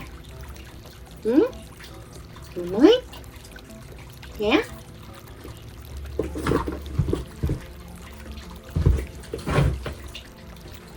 See? I think he's after his mom. He's trying to go for his water. I have to keep an eye on him so he won't drown. So yeah, I'm probably gonna have to read some of the card meanings because a lot of them I don't know out of my head, and not just that, they're very complex cards because they talk a lot about ancestors and again.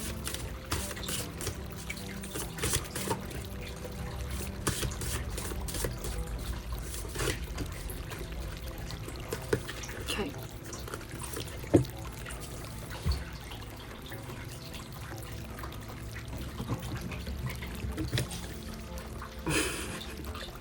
Oh my god.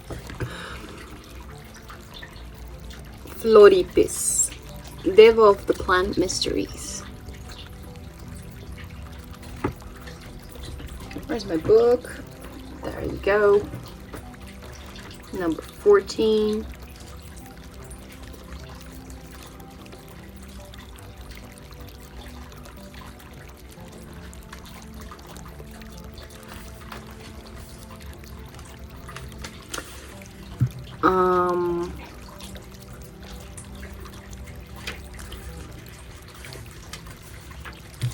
Talks a lot about this Deva. She embodies the hidden mysteries of the plant kingdom. In Sanskrit term, it means shining one, and she's the personification of the natural forces that underlie the natural world.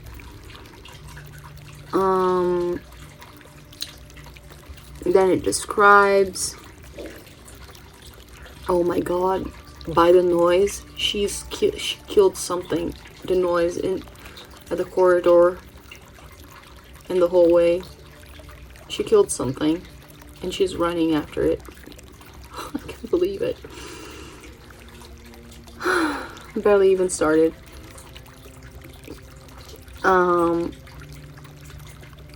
Just a second, she's meowing a lot. I have to see what's going on.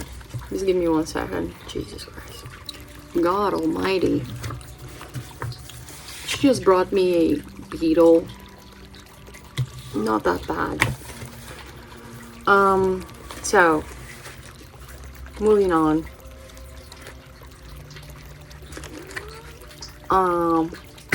He wants to play with her, just ignore them.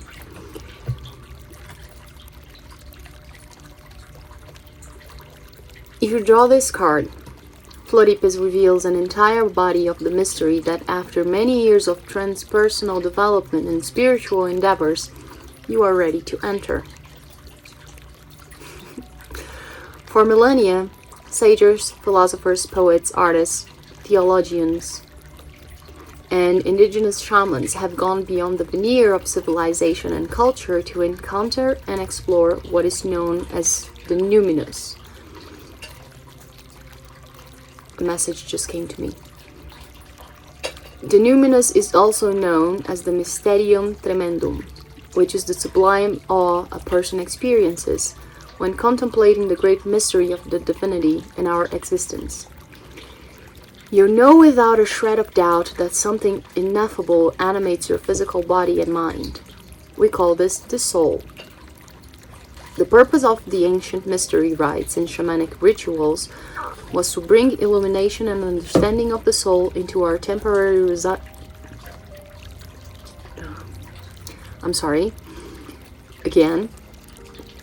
The purpose of ancient mystery rites and shamanic rituals was to bring illumination and understanding of the soul into our temporary residence, living on earth as human beings. How would your life evolve? What path would you take if you no longer feared death or oblivion? Would you live your life with more joy, knowing that your soul is eternal and that death is a part of the cycle of life itself? Such questions can lead to an ecstatic revelation and the experience of the unity of creation and the oneness of the soul. Floripes reminds you that this is not an academic exercise. It is a spiritual practice that your heart and soul encourage and guide you to follow. In this way, you can unveil the hidden beauty and mystery that lies in the center of your being and bring this forth into the world you live. By drawing, then it says about reverse and blah blah blah.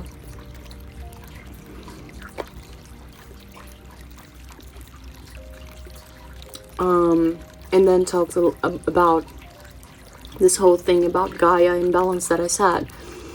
We must combine the vast wisdom of the world's indigenous peoples, who live in a harmonious relationship with nature, with the immense scientific and engineering capability of the modern world to bring the ecosystem into balance and discover the incomparable splendor of nature.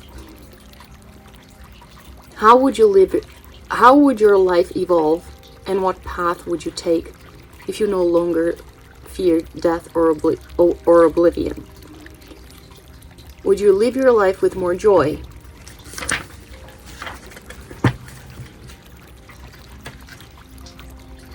If I can turn the page. Would you live your life with more joy? I forgot what it says. Would you live your life with more joy, knowing that your soul is eternal and that death is a part of the cycle of life itself? So it's all about not fearing the tomorrow, you know? A lot of the problem we have in mankind with greed and the lack of awareness and of living in the now and always thinking of and living in this survival mode and competition is because people don't have faith. And they feel like they have to constantly be in this euphoric, again, competition against death. So they have to survive. So they do not cooperate and collaborate. Because it's me against everything. Otherwise I die. And this is destroying life itself, including your own. It's a self-destructive thing. You don't allow yourself to live. You're surviving, you're not living. And you guys are, again, how can I say it? Stop fighting. God. They understand English, by the way. And you guys are changing that and showing people that, yeah, it's not like that, guys. You guys understood that. This is part of the breaking of illusion. We transcend the material world. You're transcending that.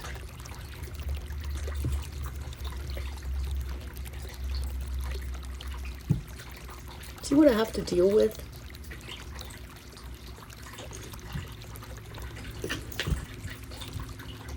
Oi! An itch. No. She hits him really hard, but again, he's defenseless. So I have to intervene all the time. She's super rude. She literally doesn't know how he is. His condition. Completely unaware mother. Okay, let's go on.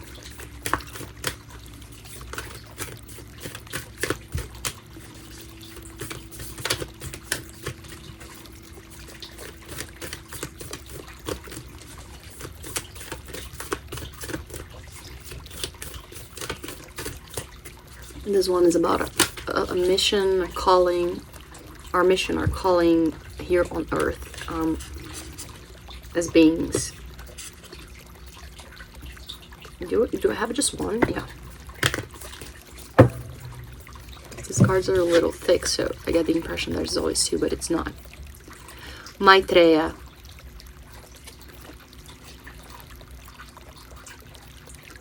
I love this card. Not just this card, this whole oracle, not oracle. This whole oracle is so beautiful. Oh my god, where's the book? There you go. I'm going insane. They're making me insane.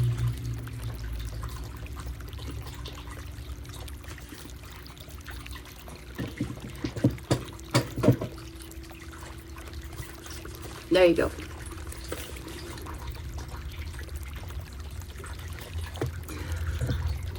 Sorry guys, I had to cough really hard. Almost coughed my lungs off. You can see by my voice. So, Maitreya. You have been on this earth many times, and you shall return many more to come. From each lifetime, you keep the most precious experiences, the ones that have made you the beautiful soul you are.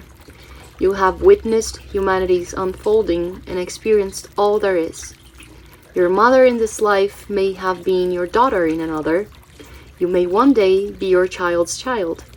You have experienced poverty and wealth, happiness and sadness, sickness and health. And through it all, you have in essence stayed the same. Life is an endless cycle, and you are your soul's endless unfoldment. Millions of Earth years have passed, and many more millions will come. What will the future be like? What shall it bring? Perhaps we will all see things differently. Perhaps we can start now. Is it not everyone and everything worth loving? Are we not all, in essence, of the same family? The divine is present in everyone, in all beings, in everything. Like space, it is everywhere, all-pervading, all-powerful, all-knowing. The divine is the principle of life, the inner light of consciousness, and pure bliss. It is our very own self, with capital S.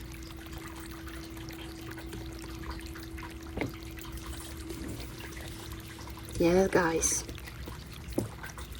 It's the awareness of our inner light, this divinity, and what we came here to contribute for. We're not here for just to pass by. We have a mission and we have a duty towards Earth that again extends millions and millions and millions and millions of years. And this duty is ourself. It's our own self-development as a soul. Each and every one of us is a part of something bigger. It's a piece in the mosaic, and we have to make sure that we fit, that we're playing our part Otherwise, the whole picture doesn't complete in a beautiful way.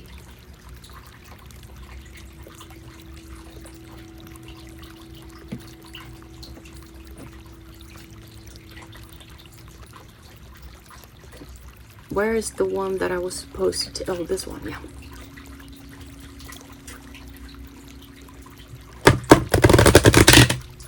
And again, with this Maitreya thing, no one's better than anyone. And we've been on this for a long time, trying to improve. And I feel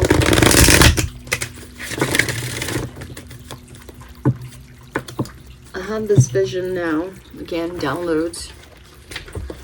Let me get my notebook. And I have this, I'm wise, I started becoming smarter after making video after video. I have this vision now that everything in the universe is, even though we see things in a linear time, everything happens in the exact same time. We're stopped in time. So everything is one point. It's just one point. But we have the idea that things are happen in a linear thing, but it's not. It's always oscillating in one point. But the thing is, because it's one point, things always work in a spiral. Things always extend in a spiral in the universe. Expansion starts in a spiral. Expansion happens in a spiral. Because it always expands it from one point. So, just follow me, guys. It will make sense, I promise. If you started here, and you need to improve to here, you go through a lot of things and through a lot of shifts. But no matter what you go, because it's a circle, you never deviate from the center. You never deviate from the point. You only ascend, but you're always connected to your core, to your center. This is why things in nature always grow like this. The root of the tree, so it's the same thing, Maitreya. Even though you keep evolving, you don't change. You don't change, you stay the same. Because you're always evolving from your core, from your Dharma. Your Dharma goes like this. It's the line expanding, but from one point. And you go surrounding your Dharma according to yes or no choices. So you oscillate like this, yes or no, yes or no, yes or no, but expanding like this. Yes or no, yes or no, yes or no, yes or no, yes or no, yes or no, yes or no, yes or no. In the middle is this. But if you look up front, it's like this. If you look from a different angle. I don't know if I made any sense. But even though you're yes or no, yes or no, yes or no, making your choices, there's no way you can deviate from who you truly are. It always comes from brings you back to your Dharma. To who you truly are, to your true vibration. Because your point has a specific vibration, and only you can vibrate like that. Only you can emanate that point, that light. I don't know if it made any sense. I hope it did. If it didn't, you guys can text me later, write a comment or something. That is what came to me. Especially with this Maitreya thing. And this idea of unfolding and unfolding and unfolding. Everything that unfolds comes from... It unfolds just like an onion. From a petal of a rose, it unfolds. It comes from the same core. It unfolds from the same point. Just like us.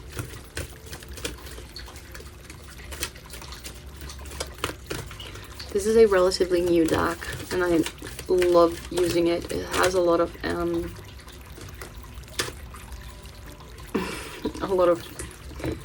ancestor energy in it. And lo and behold, what comes to us? Grandmother Earth. And it just came to me that sentence from Pocahontas, which is one of my favorite Disney movies. Not my favorite Disney movies. It is, I really like it, but my favorite Disney songs are probably on that movie. Because my favorite Disney movie of all time is Pinocchio and Fantasia. God, I love those movies. But it just came from me, Pocahontas. As I was saying before I was interrupted again, Pocahontas doesn't tell no to Grandmother Willow. That's not for sure. It just came to me a line that Pocahontas says. She just goes to this willow tree in the middle of the forest, and she just says, "Grandmother Willow, what is my path?" What? I just remember that clearly, but then she goes, "What am I really here for?" Something like that. "Grandmother Willow, what is my path? What am I really here for?" And then she starts singing to Pocahontas. Listen with your heart, you will understand. And that song, like I said, Pocahontas has, for me, the most meaningful songs of Disney movies. I just love it. And she's like, "Understand what? What do you mean?" And she just be quiet. Just listen. Just listen with your heart. Listen to nature. It's all around you. Oh my God, I'm getting goosebumps. Just listen to the world you're in. You're part of it. You're no different. You've been here before. So yeah, that whole scene just came to me. And she kneels down in front of Grandmother Willow, Grandmother Earth, and just goes, "Grandmother Willow, what is my path?" And it just starts. Just go to that scene, guys. And listen to the whole song. So, Grandmother Earth, Grandmother Willow, let's see what she has to tell us. Stop. And it just came that song. Just songs and songs and songs. God. Who sings that song? I don't know. I know it has in that movie, The Diary of Bridget Jones, I think. Stop. Look. Listen to your heart. He wants to say, stop. Look. Not he, it. I think it is. Listen to your heart. It wanna sing. Something. Again, I have a horrible memory, guys. I just listen to things. I just listen to my heart and wanna sing. So yeah, Grandmother Earth. Stop and take measure of your life. Access who you are and where you are. Get grounded. Make plans for the future, but don't act on those plans until you are ready and feel secure in stepping forward. There is a profound source of strength and power within you, and it is expanding now. Put your roots down. This is a time of preparation and going deeper. Grandmother Earth provides the trees, plants, flowers, rivers, streams, oceans, mountains, and valleys, and supports us all with her bounty. She is stable and strong in her devotion to us. You are supported and loved, even if you're not always sure of it. Strength is growing within you. Don't rush. Slow down. The seeds that you plant now will bring abundance in the future, but only if you take the time to nurture those new beginnings, which is now, guys. We're writing a new story. Take time to plan your future carefully. Don't rush into anything. Security and protection surround you. You are safe. If you're thinking of making secure financial investments and receive this card, it's telling you that this is a good time to do so. It's not a time to take risks. So again, that thing that I said in the beginning, I feel a lot of spiritual protection, especially from my ancestors. So just trust it. If you've done the work, just trust it. You planted a seed, and it's time to nurture. The hard work, it's been done, guys. It's just time to make sure that you're taking care of your orchard. You don't have to do the heavy work anymore. Just wait for the plants to grow 2032, and make sure you don't allow invaders and plagues, because I feel that until then, especially on 2025, that a lot of people are going to start being desperate. Envy is going to be a big thing. A lot of people trying to cling onto your energy. A lot of vampires, especially energetic vampires. It's like, why things are starting to go wrong in my life, and with them it's starting to get well. It's like they feel the wheels are starting to turn and they don't like it. They will try to cling onto you so they don't have to do the hard work. So be careful. Oh my god, baby. See, he doesn't see the door, the poor thing. Oh. I have to keep an eye on him because he wants to be with his crazy mom.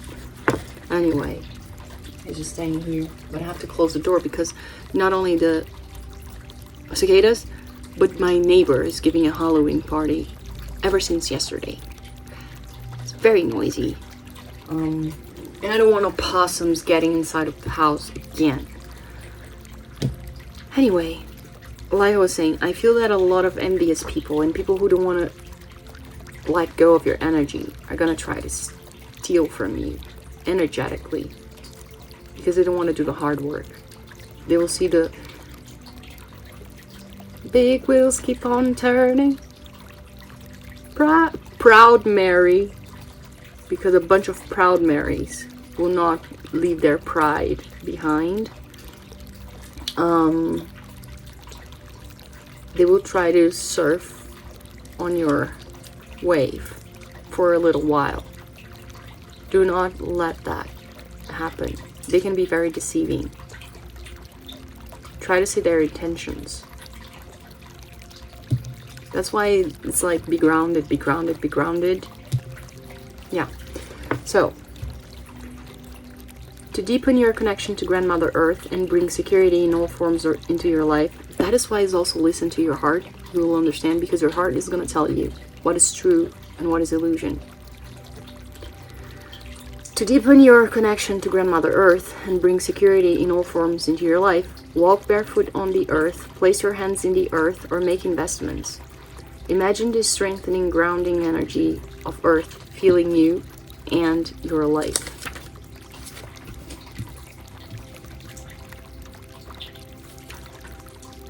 Okay. Next. Ancestors card.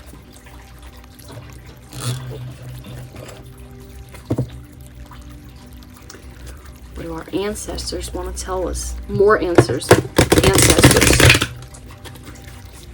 I said more answers, and I was gonna say more ancestors. So yeah, it's like you guys want more answers. And again, it just keeps coming. Grandmother Willow. The answers are inside you. If you're looking for answers, look inside you. Listen to your heart. You will understand. If you still don't know what your path is, it will unfold. It is unfolding. The more you listen to your heart,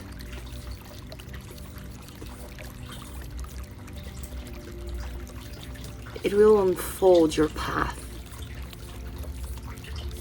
for you.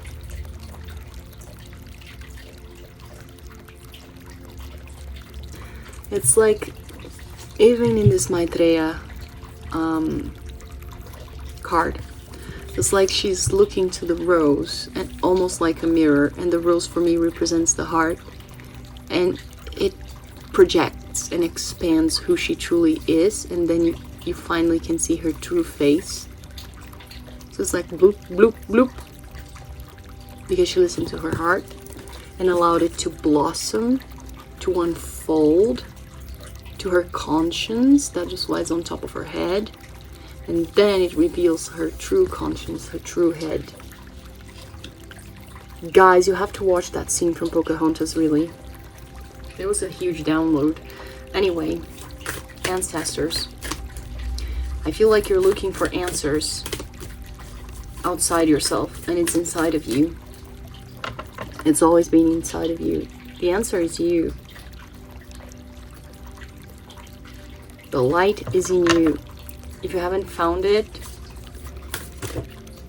you don't have to go too far. You just have to listen.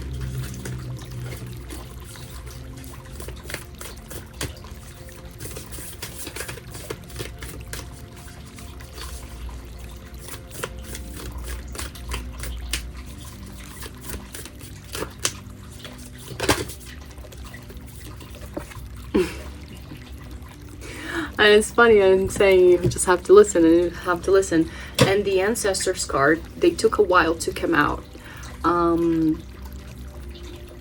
Because it's like, while I was trying to shuffle, they were like, yeah, they really have to listen. We're not going to give them the answers. That's why I said, when I was shuffling, I said it wrong. I was the answer. Because it's like, I want the answer, ancestors. I want the answer. They were like, you have to listen. You have to listen. That's why I kept saying, listen to your heart. Listen to your heart. Grandmother Willow and blah, blah, blah. And the card that comes out, enjoy music. Music is something you listen.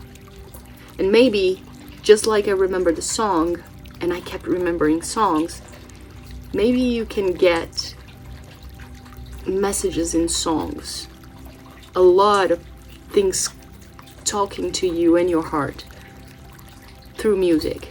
And another music just came to me, that listen to your heart when it's calling for you.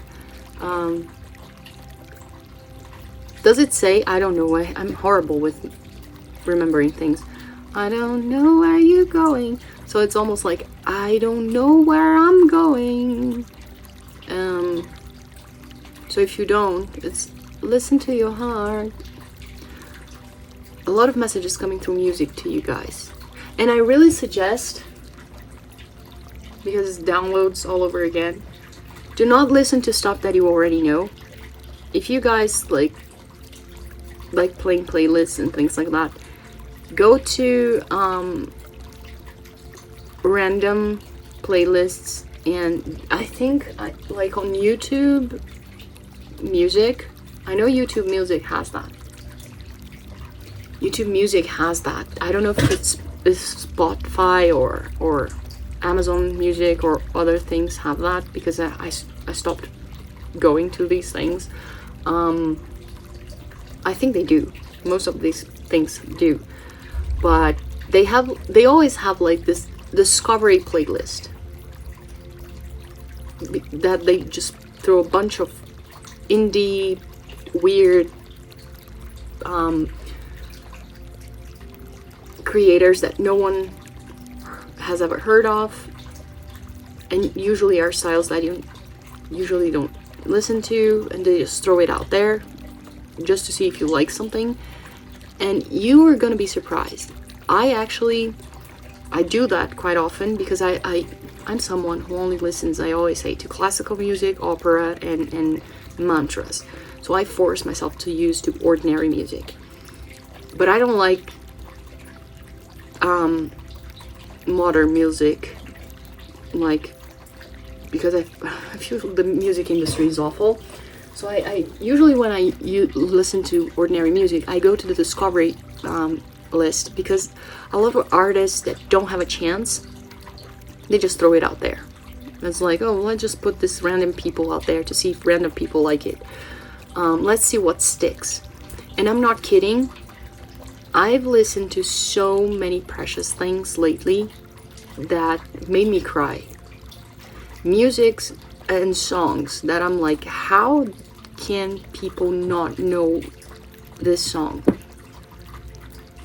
And there's sometimes they're very simple and silly, but they're just so deep and they talk so much to your soul that are like, oh my god, how can this not be a huge success? How can people not know who this person is? And then you find out this artist just had that one song. They probably just recorded that one song. And YouTube just throw it out there. And it just speaks volumes to you. So yeah. Try to do that. It's gonna help you a lot to understand a lot of things in your life. Things that you don't even know you had in there. So enjoy music. Instruments, sound, and tone.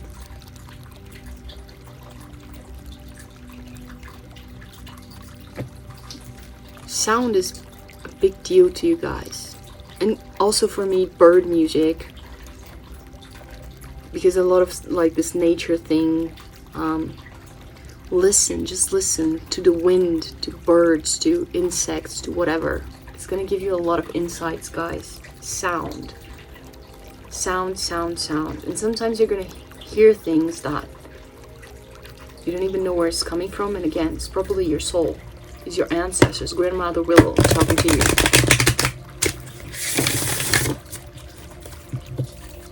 An old song coming to your head and it's like, and again, another song. In your head, zombie, zombie. It's like, why is this zombie thought coming back to the surface? Why is this resurfacing in my head? It's like, because you have to remember that. You have to relive that. You have to see, why is this coming back? So yeah, even things that you don't like seeing, that are weird and bad, zombie, sometimes they're gonna come out. Because again, maybe it's gonna be necessary, so you can see who are the zombies trying to come back into your life and who are trying to deceive you, to eat your brains, to eat your thoughts, to eat your ideas, to eat your energy, to eat your consciousness, to try to corrode you.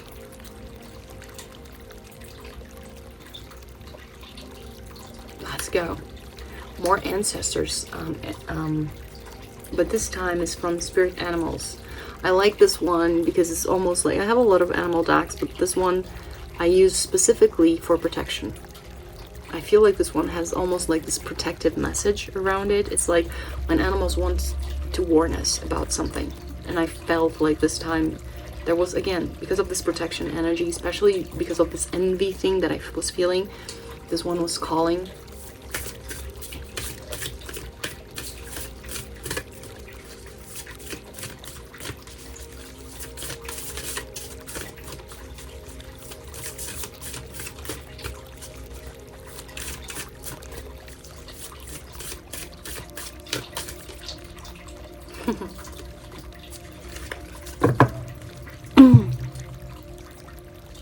The unicorn.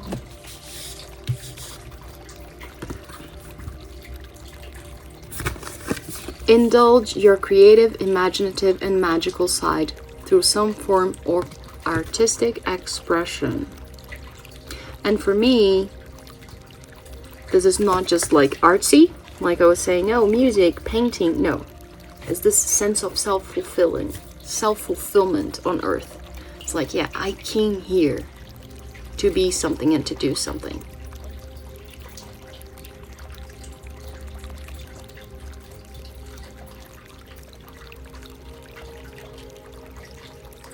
But again, it can be through music. And even if you don't play any instrument or anything, it just came to me again. Snow White, yeah, Whistle While You Work. That song. I think it is Whistle While You Work. I just know it. I don't know. I'm horrible with it. So try to bring joy into your work, into your daily life. try to bring something creative into your daily life, even if it is just putting on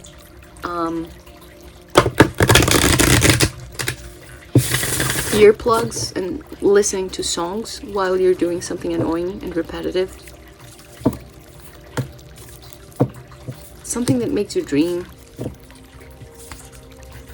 Oh my god, again, like Les Miserables. I dream a dream, na na na na na na na na na. That song is very sad.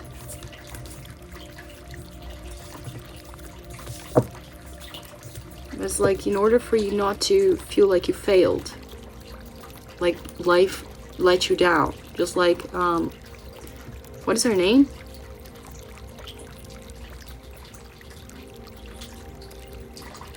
Francine,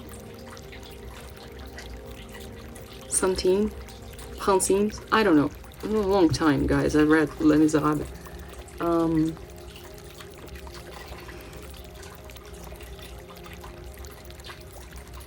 Francine, I don't know. Anyway.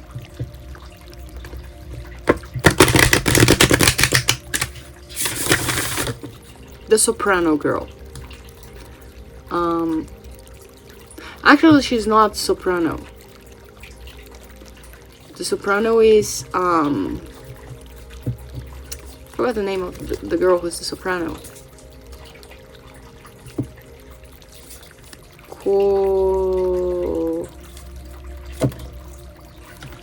Oh my god.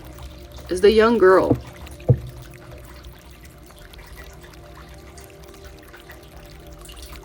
Francine's, she's a mezzo soprano. The soprano is, oh my god,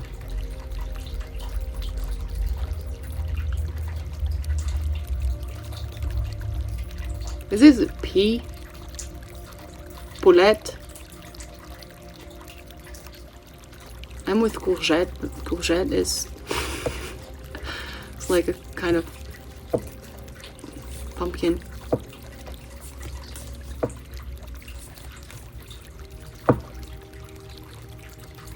Pauline. I think it is Pauline. Yeah, she's the soprano. Anyway, oh my god, I'm just going in circles anyway, guys. Just forget about me. And don't you forget about me, because you guys have a mission here. I just see downloads and downloads and downloads of songs, and I'm music, guys. Music is gonna bring you a lot of insights. Anyway, but why was I trying to? What I was gonna say about the girl from Les Miserables? Oh yeah, like this whole breaking of illusions and having a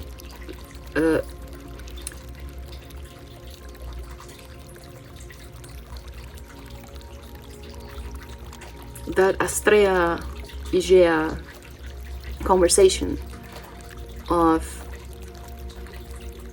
having the fog cleared out and your illusions break down, and it's like, yeah, just realizing a lot of things, like how could I fall for that? How could I be such a fool? And now things are starting to make sense, and how could I be so wrong? I had to let this go, and I have to let this go in order to move on, and blah blah blah. I have to leave this human life behind in order to transcend, just like Astrea the goddess, and I have to leave these thoughts that don't work anymore in this anyway.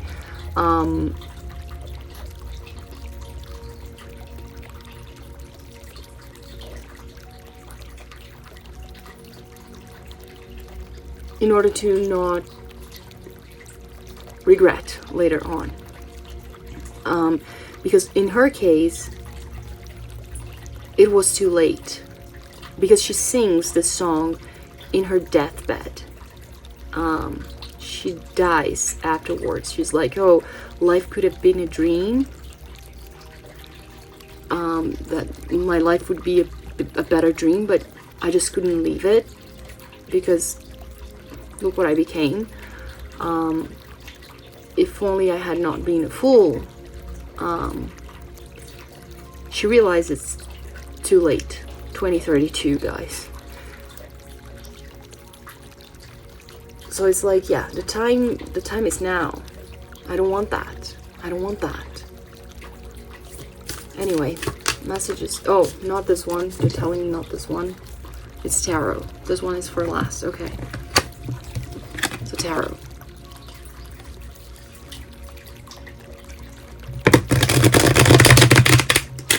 Is it just like in Portuguese, the shamanic thing, or is it... Okay, they're telling me to do the same. Okay, so... mental, air energy. None. A lot of things.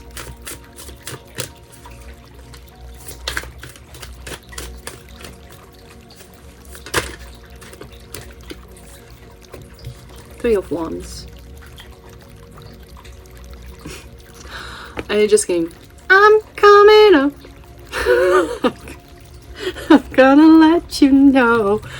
Oh my god. I'm coming. The songs, they just keep coming. Oh my god.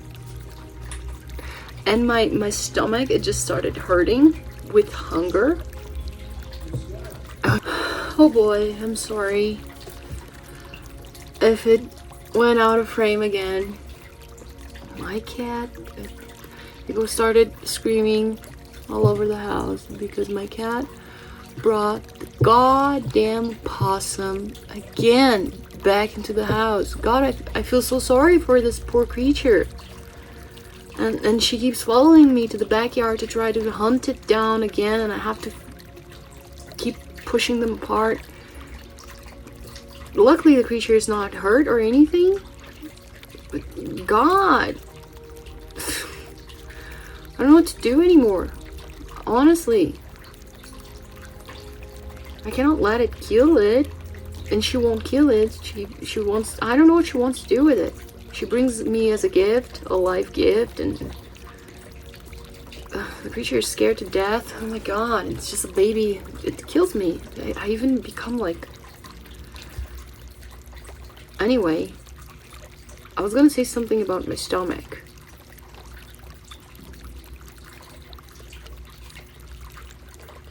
Before I had to rush. Oh yeah. I had this pain in my stomach before. Now it's gone because I'm trying to keep myself under control. But I had this pain, almost like a hunger. So I feel like you guys are hungry for the new beginning. So oh, my voice almost didn't come out. I'm sorry. So that is why I got the song, like, I'm coming up. I want the world to know. Na na na na na. It's like, yeah. So now, earth energy.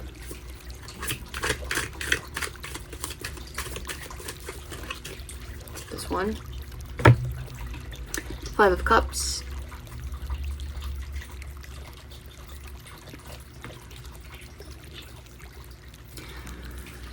Fire energy.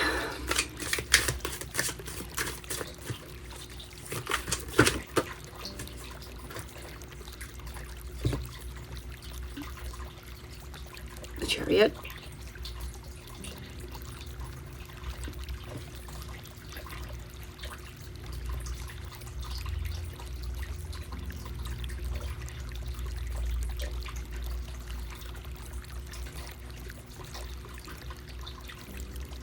Another song just came to me, the Ride of the Valkyries from Richard Wagner,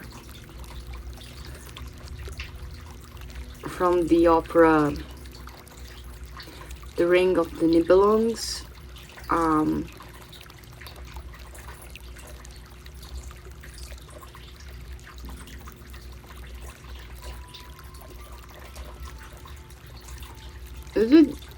Is it like that in English? I think it is.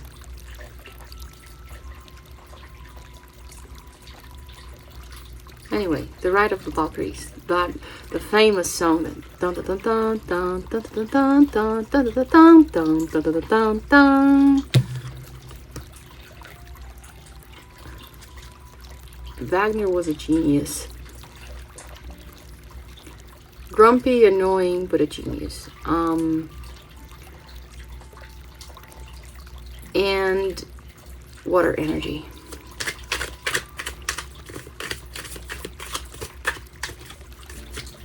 Okay. 8 of Cups,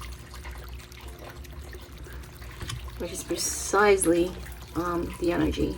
Yeah. And at the back of the deck, the Tower.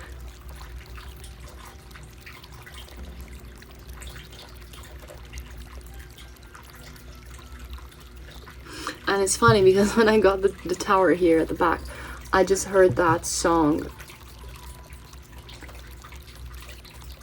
I think it is from that movie, Back to the Future, The Power of Love. Don't get money, don't get fame, don't need a credit card to ride this train. I don't know the lyrics, guys. I'm just hearing and just... If I don't see the light, that's the power of love. And I just heard, that's the Tower of Love, not the power. That's the Tower of Love. And this tarot that I'm using is called Tarot of Oppositions. That's why I decided to use it. Because it's not because of the whole idea of splitting.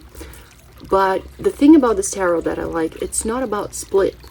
It's about integrating light and shadow. But I decided to use it to see what is more prevalent in the energy. Either light or shadow, in which aspect. At the back of the deck you have the Tower in light. Not in dark. At least I don't see it as the dark.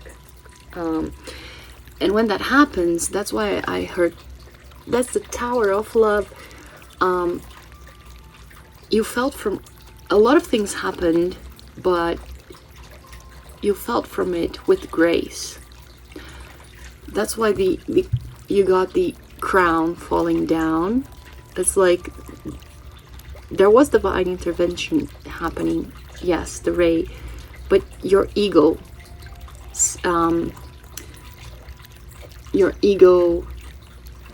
receded. Is it the word? I think it is. Your ego gave in. It gave in gracefully, stepped down, so light could come in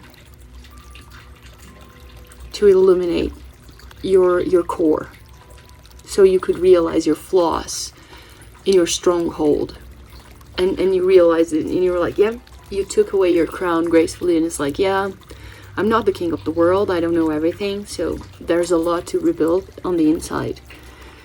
Because if it was in shadow, it was the opposite. It was like everything has to be destroyed because you don't listen to us. But it was like, yeah, no. I can see that a lot has to be done. You did it gracefully.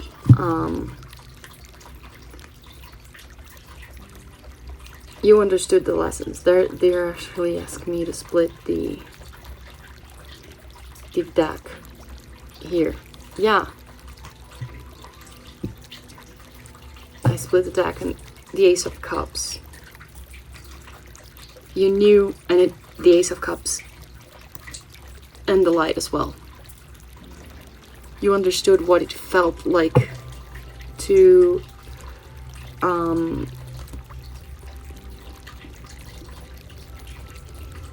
it's a lesson of self-love and humility. It comes for me, humility. Because it's like you learn how to fill your own cup with love and emotions, and you learn how to listen to your emotions as well, but you learn how to share without being greedy. Because if you see, on light, the person is holding the cup and sharing, but in darkness, it's like the person is trying to claw and take it. It's like, no. I'm aware that I have to keep my cup full, and I went through a lot to see the lily ponds, but I'm willing to share as long as I have enough. This is the lesson that I learned gracefully.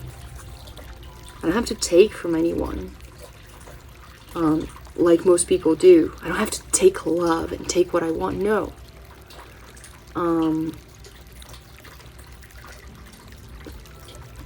Yeah. They actually asked me to split the deck again, and we got the... Oh my god, I'm gonna have to cover because of YouTube. The sun, and then the sun came reversed. And that for me shows the other people. I was gonna cover and I didn't. I'm sorry. It's like, let me do this. That's better than keeping both hands. The sun came reversed. This is you. It's like, I learned how to stay on the bright side of things, but these are the people who try to grab onto things so hard because it didn't feed because their ego was too strong. And an ego that is too strong is a sun that burns too brightly. It burns your crops and you don't have anything to feed on. So you're skinny, your crops are dead, and then it's the vampire energy. You feel like you have to take from others. Can you see that this boy is pulling? This other one is oh my god. I don't know how to.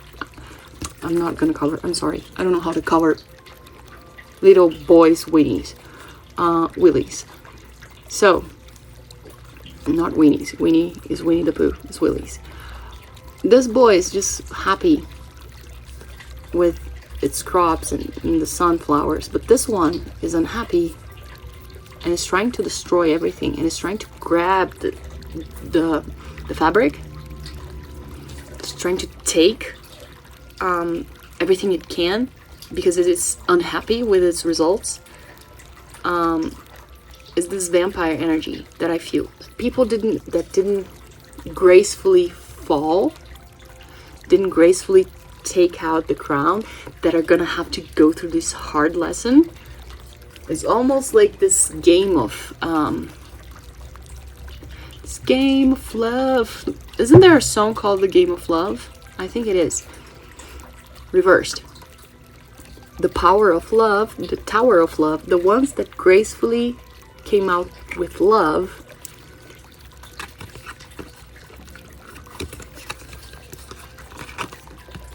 are gonna reap love. The ones that decided to learn the hard way because they're keeping their ego, they're gonna harvest with ego. And they're not gonna be happy. They're not gonna be happy in the future. So their tendencies, anger. Oh really? Is that what I have? I went through all of this to get this? Yeah. Because I didn't learn the lesson gracefully. So, okay. Mental energy. Air energy. Got the Three of Wands upright. You're looking forward to a new beginning. Again, that song. I'm coming on. I want the world to know. You feel like you're ready to be yourself, and you're ready for a new story. For a new story. Fresh. And you're up for the challenge. You are up for the challenge. And another Pocahontas song coming from me, which I love this song. You're up for the adventure. There's a song called Just Around the River Bend. it goes like,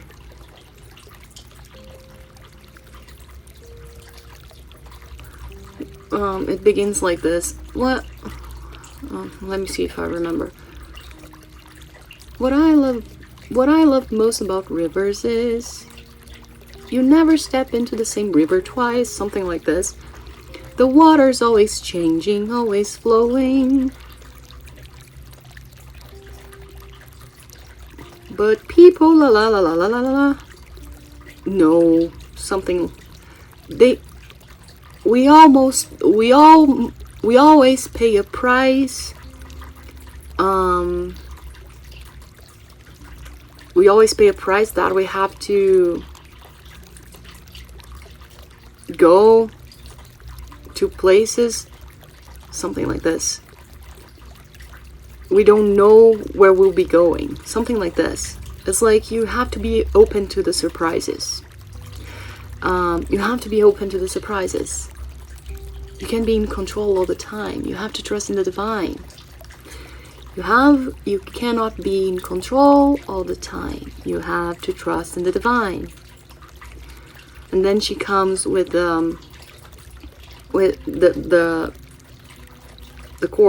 chorus. Just around the river bend. See? Just around the river bend. Just around the river bend. I look once more. Just around the river bend. Beyond the shore. Waiting for me. Something, something. Something, something. I'm the best singer in the whole world. I can't wait. Something. It's like I can't wait to see what waits for me.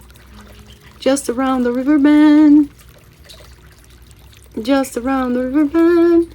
And then she sings a lot of things. I'm sorry guys, my voice is horrible. I have a sore throat. But and my lyrics are the worst.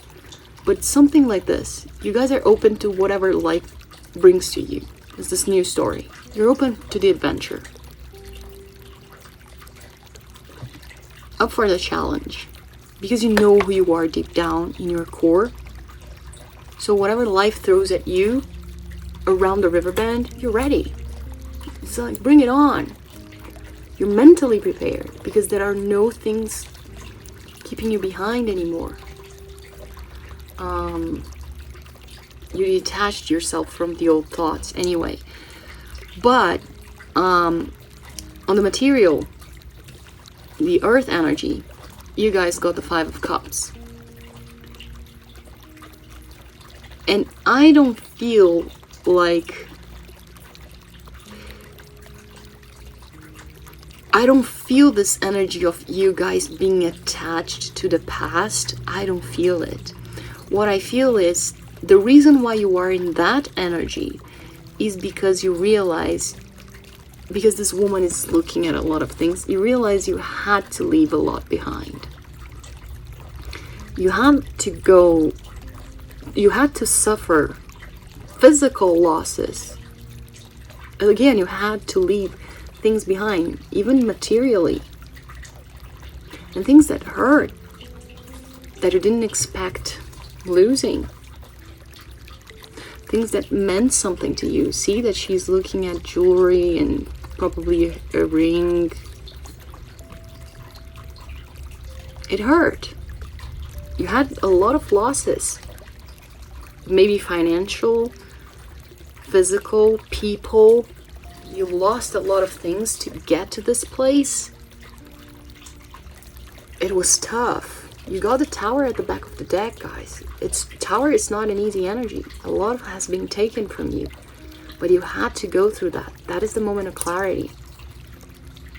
And that's why spiritually, the fire energy, which means spirit, you got the Chariot. Because you realize that you had to go through that in order to balance and integrate your light and your shadow. So you could become stronger and feel stronger in order to move forward. That was hard, but that made you stronger again to move forward. And the creatures riding these chariots are not horses. They're lions. It's your strength. That's why I heard the ride of the Valkyries, because the Valkyries are the warriors, the Viking. They are actually sent by Odin to call upon the dead warriors. They, first of all, they are the ones who rescue the heroes, the ones that died as heroes in war. But not just that, they are the ones who call for them for the last battle in Ragnarok. They're badass warriors. So they recognize true warriors. And they reward them. They reward them and they protect them. Because the chariot is about being protected as well by heavens. Again, you're being protected by the highest of forces because you're being recognized. Your victory hasn't gone in vain, and you feel that. You feel almighty. You feel strong because you are charging all your force through your life, I said your life, but that is the thing. You're feeling your life pulsating into you. That is why it's da-da-da-da-da-da-da-da-da. Because you're charging, your force is not just coming from anywhere, it's coming from your light and your shadow. Your full force. You're propelling yourself full force. And without any conditions and distractions. No. You're fully focused and mastering your own self. See him holding the staff? You're the master of your own carriage. Carried by your own strength, inner strength.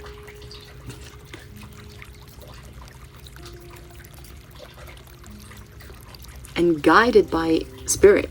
Guided and protected by your spirit and your intuition. Your inner light.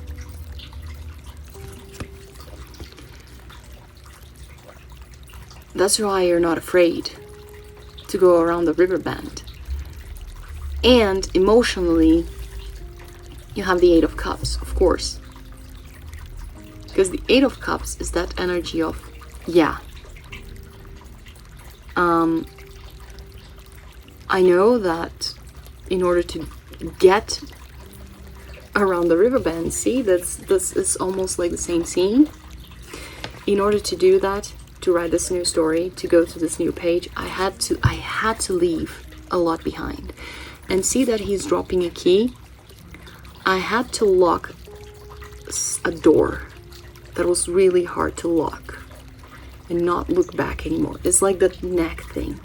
I cannot look back anymore. I have to keep going, even though sometimes it's hard. These memories, they can be hard. But I have to keep going. I cannot look back. Because this is what made me get to where I am now. This is what's giving me the new beginning. This is Saturn in Pisces. I cannot be attached to things that don't work for me anymore. I have to move on to better times. I just see like what is the name of that movie? With, oh my god, a lot of German and Austria things. With Fraulein Maria. That they sing, the hills are alive with the sound of music, with songs they have sung for 1,000 years. The hills fill my heart with the sounds of music. My heart wants to sing every day. My heart wants to sing with the birds that fly. It's like you integrated with nature. It's like you going to a different time where you are integrated with the world and with nature, and you feel your place. You're going to the hills, and in the movie, God, what is the name? Sound of Music. Sound of music. Gosh. All about music, guys. All about music. Listen to music. Oh, oh, listen to the music. Oh, all the time. So every time you hear a song, it's calling. It's calling for you. See, all the time, guys. This is just coming. So, the sound of music. They go for the hills. They go for the hills as a salvation. To run away from the Nazi. The whole family. They hide in the mountains. It's their hideaway. It's what makes them escape. It's what saves them. They go to nature. So while the whole world, the human world, is being human in their destruction, because they do not understand how love works, the power of love works, they go to nature. They find safety in nature. They listen to the hills. And they don't look back. They're millionaires. They just lock their mansion, literally. They lock their mansion and they just live for a simple life in the hills in order to rebuild their life, to write a new story,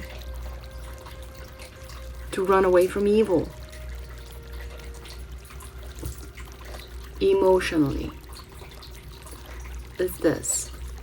A lot of musical references. A lot of musical references. So, last but not least, another deck from animals. Oh my god, it just flipped. The kookaburra, which is a bird that sings like crazy. Another very noisy singing animal with healing. And I'm gonna read it to you. This is how you're supposed, it's like an advice, how you're supposed to act. If I could find a book. This video is gonna be huge. I'm sorry, guys. Both of them, in both languages, God help me. Especially with the whole possums and animals intervention. And see how many times there were interruptions in this video?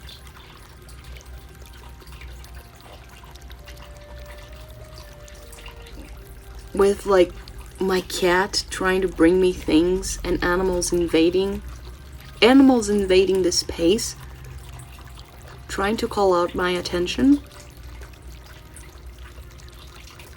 I feel like that's what's gonna happen to you guys. A lot of people trying to distract you.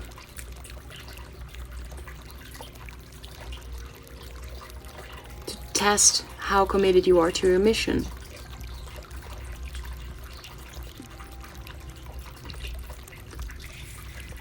Trying to stop your walk and your carriage, because when you're walking to the hills, it's like you're walking, they're like, oh, whoa, wait, and you're like, oh, whoa, wait, don't wait. That's what people are gonna try to do with you. And they're gonna try to trap you down with this. Remember this, to put you down, so you can like, oh, let me see if I go back and take a look at it. It's like, no, don't go back into the tower. You've already examined everything there. Because they're trying to trap you into their tower of destruction. To do the work for them. So yeah, kookaburra, healing. Taking responsibility for your... I just said, oh my god. They're trying to trap you into their own tower to do the healing for them. And the first sentence is this. Taking responsibility for your own healing is probably one of the most confronting things anyone can do. This is exactly what they don't want to do. Especially if the intention is to acknowledge and release pent-up pain, confusion, and resentment, which are common byproducts of years of postponed healing. These people don't want that. And they're gonna scream like crazy, just like the kookaburra. Help me, help me, help me. And you're like, no, no, no, no, no, no, no, no, no. They're gonna be, hey, hey, hey, hey, hey, hey, hey, hey, hey, hey, to try to stop you. And you're like, huh? It's like, no, this is your job, not mine. I'll just keep charging. Ba, ba, ba, ba, ba, ba, ba, ba, ba. Just around the river bend. Once you're in the river, you cannot stop the canoe. Just keep rowing. And the river just keeps pushing you. In our times, it is... oh my god, I just love synchronicities. I just love magic happening in front of the camera. In our times, it is common for people to live their entire lives without ever truly healing many of their past painful experiences and long-held resentments. Oh my god, I'm reading really badly. I'm sorry. Because of my throat. Again, I'm sounding like a frog. Just a second. I need to cough. My cat wants to come in. No way in hell. I need to finish this. See? Put in limits, boundaries. She was meowing at the door. Where was I? Most of the time, these individuals do not realize there is an alternative to the internal suffering caused when we ignore the need for healing or fail to see that there is healing to be done. It is often ignorance rather than denial that prevents healing from taking place. She's at the other door. The kookaburra has a distinctive call that strongly resembles human laughter, thus earning it the title of laughing kookaburra.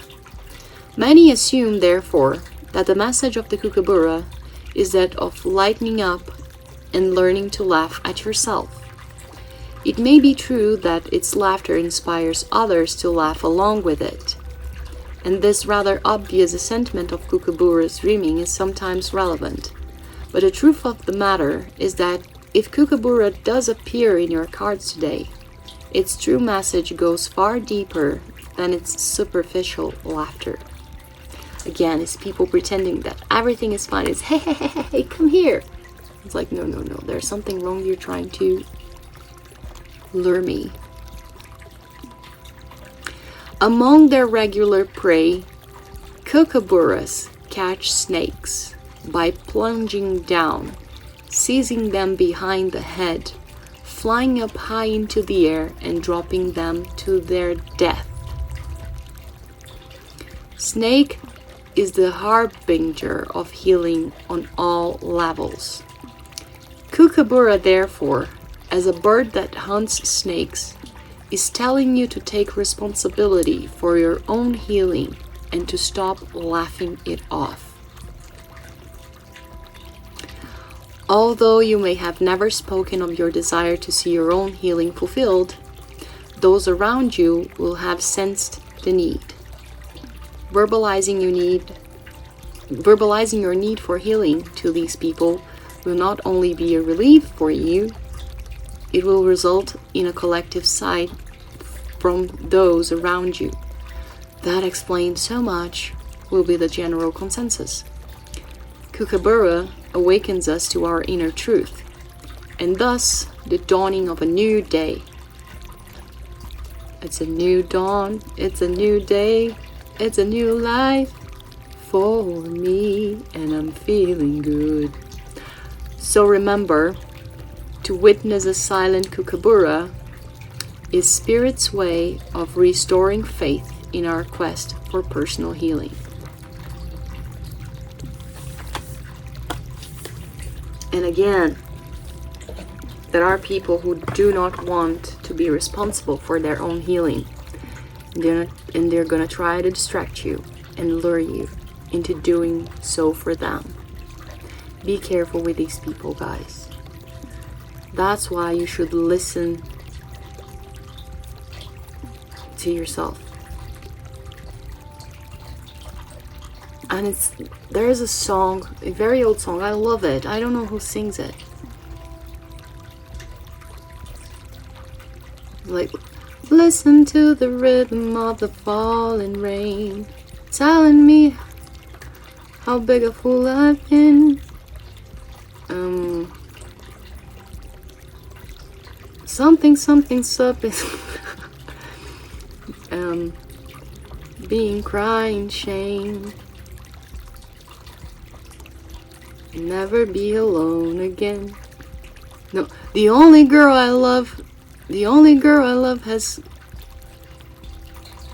gone and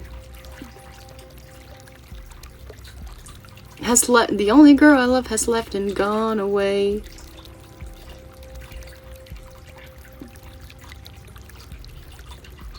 I don't know. I don't remember.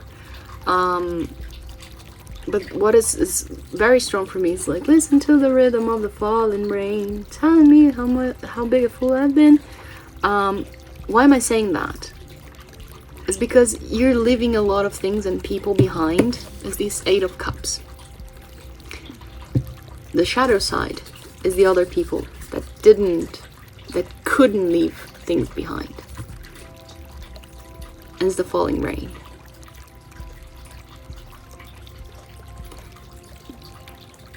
They couldn't leave things behind. See the key? So they keep looking back.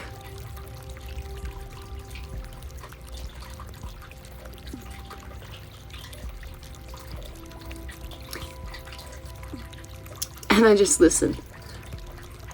Looking back over my shoulder, which is something you cannot do anymore because you have your face looking forward, just like this guy.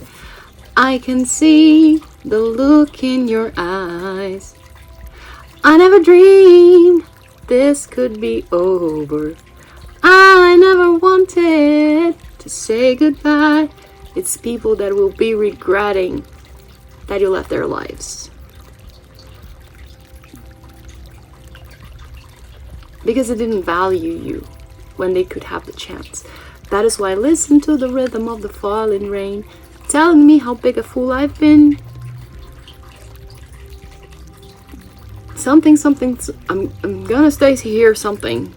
The only girl I love, I'm gonna stay here up and crying shame. And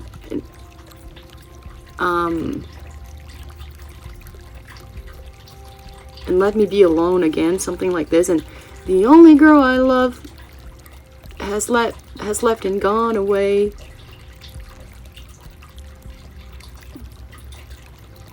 And then he talks about like the girl that left him and will never come back again. Because it's like people that didn't value you regretting, that took you for granted. People and situations and jobs, and they're gonna suffer the consequences for that. And they don't like it. And they're gonna have to do the healing by themselves, and they don't want it. They don't want to take responsibility.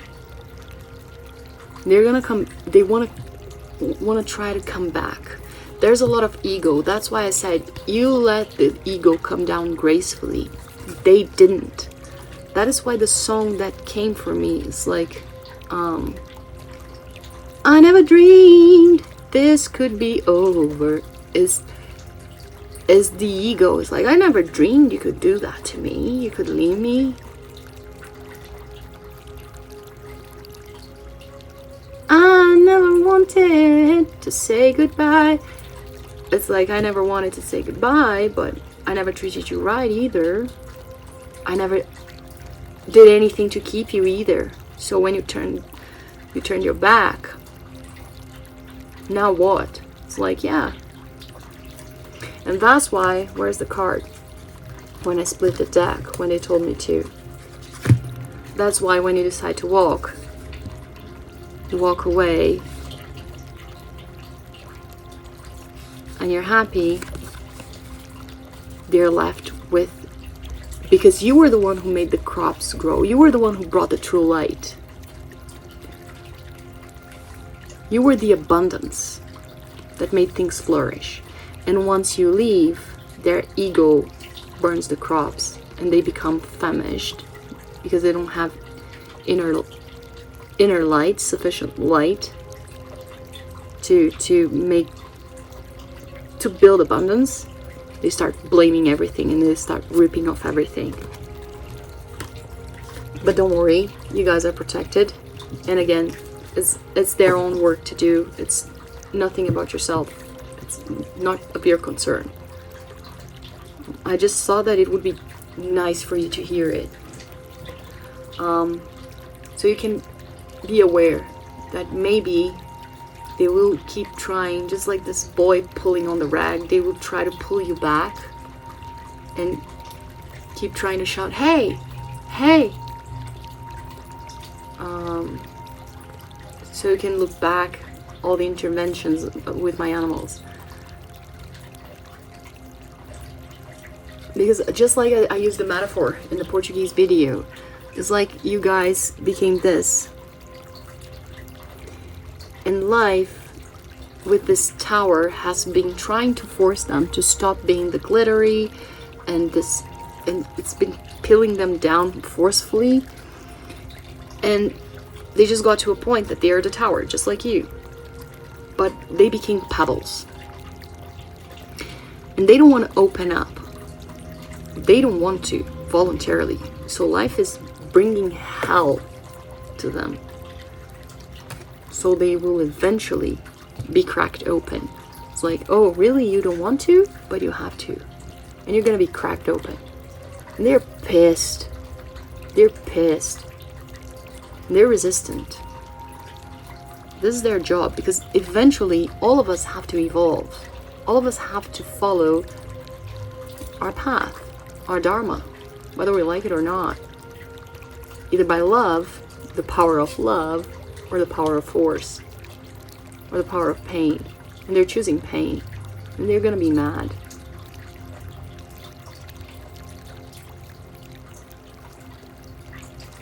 Because for a long time, you were the ones doing that for them. But not anymore. You're not responsible to open their pebbles, to reveal what they have inside. It's up to them. And this, when I say it's up to them, what it's bringing down the house for them to open up is their own higher selves, is their own planning. Do not get distracted from your path. Keep shining, keep smiling, know that you can always count on me. Is that for sure? That's what friends are for. What comes for me is like, the right people will be on your side. The right people will be just around the river bend. Just around the river bend. Because these are very lonely cards. You don't see anyone else. But don't worry. Down on a hill was a lonely goatherd, lay-o-lay-o-lay-hoo. If you hear the song, The Lonely Goatherd, oh my god, a lot of songs from The Sound of Music. There's like this lonely goatherd that sings and sings and sings and sings, and he's happy because he's authentic, and everywhere he goes, everyone hears the lonely goatherd, lay-o-lay-o-lay-hoo. Folks in a town from the throat has folks in a town, lay-o-lay-o-loo. And eventually it goes to a tavern, and there it meets a little girl, and he meets her, and then what? Lay-o-lay-o-loo. Oh lady-o-lady-o-lady-dee-ya, oh lady-o-lady-hee-hoo. Now the duet will become a trio, lady-o-lady-o-loo. They become a family. And they become happily ever after. So you meet your people, and everyone in the end of the song in the tavern becomes a friend with the lonely goatherd and the little baby and everything, and everyone ends merrily. They just sings yodel-lay, yodel-lay, and everyone is happy. So yeah, because they decided to go through the hills and sing. So yeah, guys, just I'm that weird. That is how Mercury retrograde in Pisces worked. I just hope I just made some sense and I didn't. Oh my god, I'm just a joke. I'm just a joke. I started as a prophet and ended up as a crazy singer, yodeling very badly with sore throat, The Sound of Music. So with the wrong lyrics, by the way. So yeah, thankfully a lot of people watch this channel. I just hope I conveyed my message in a language that is not even my own language, and that I made some sense and that it helped you somehow. And yeah, see you in the next video. Bye.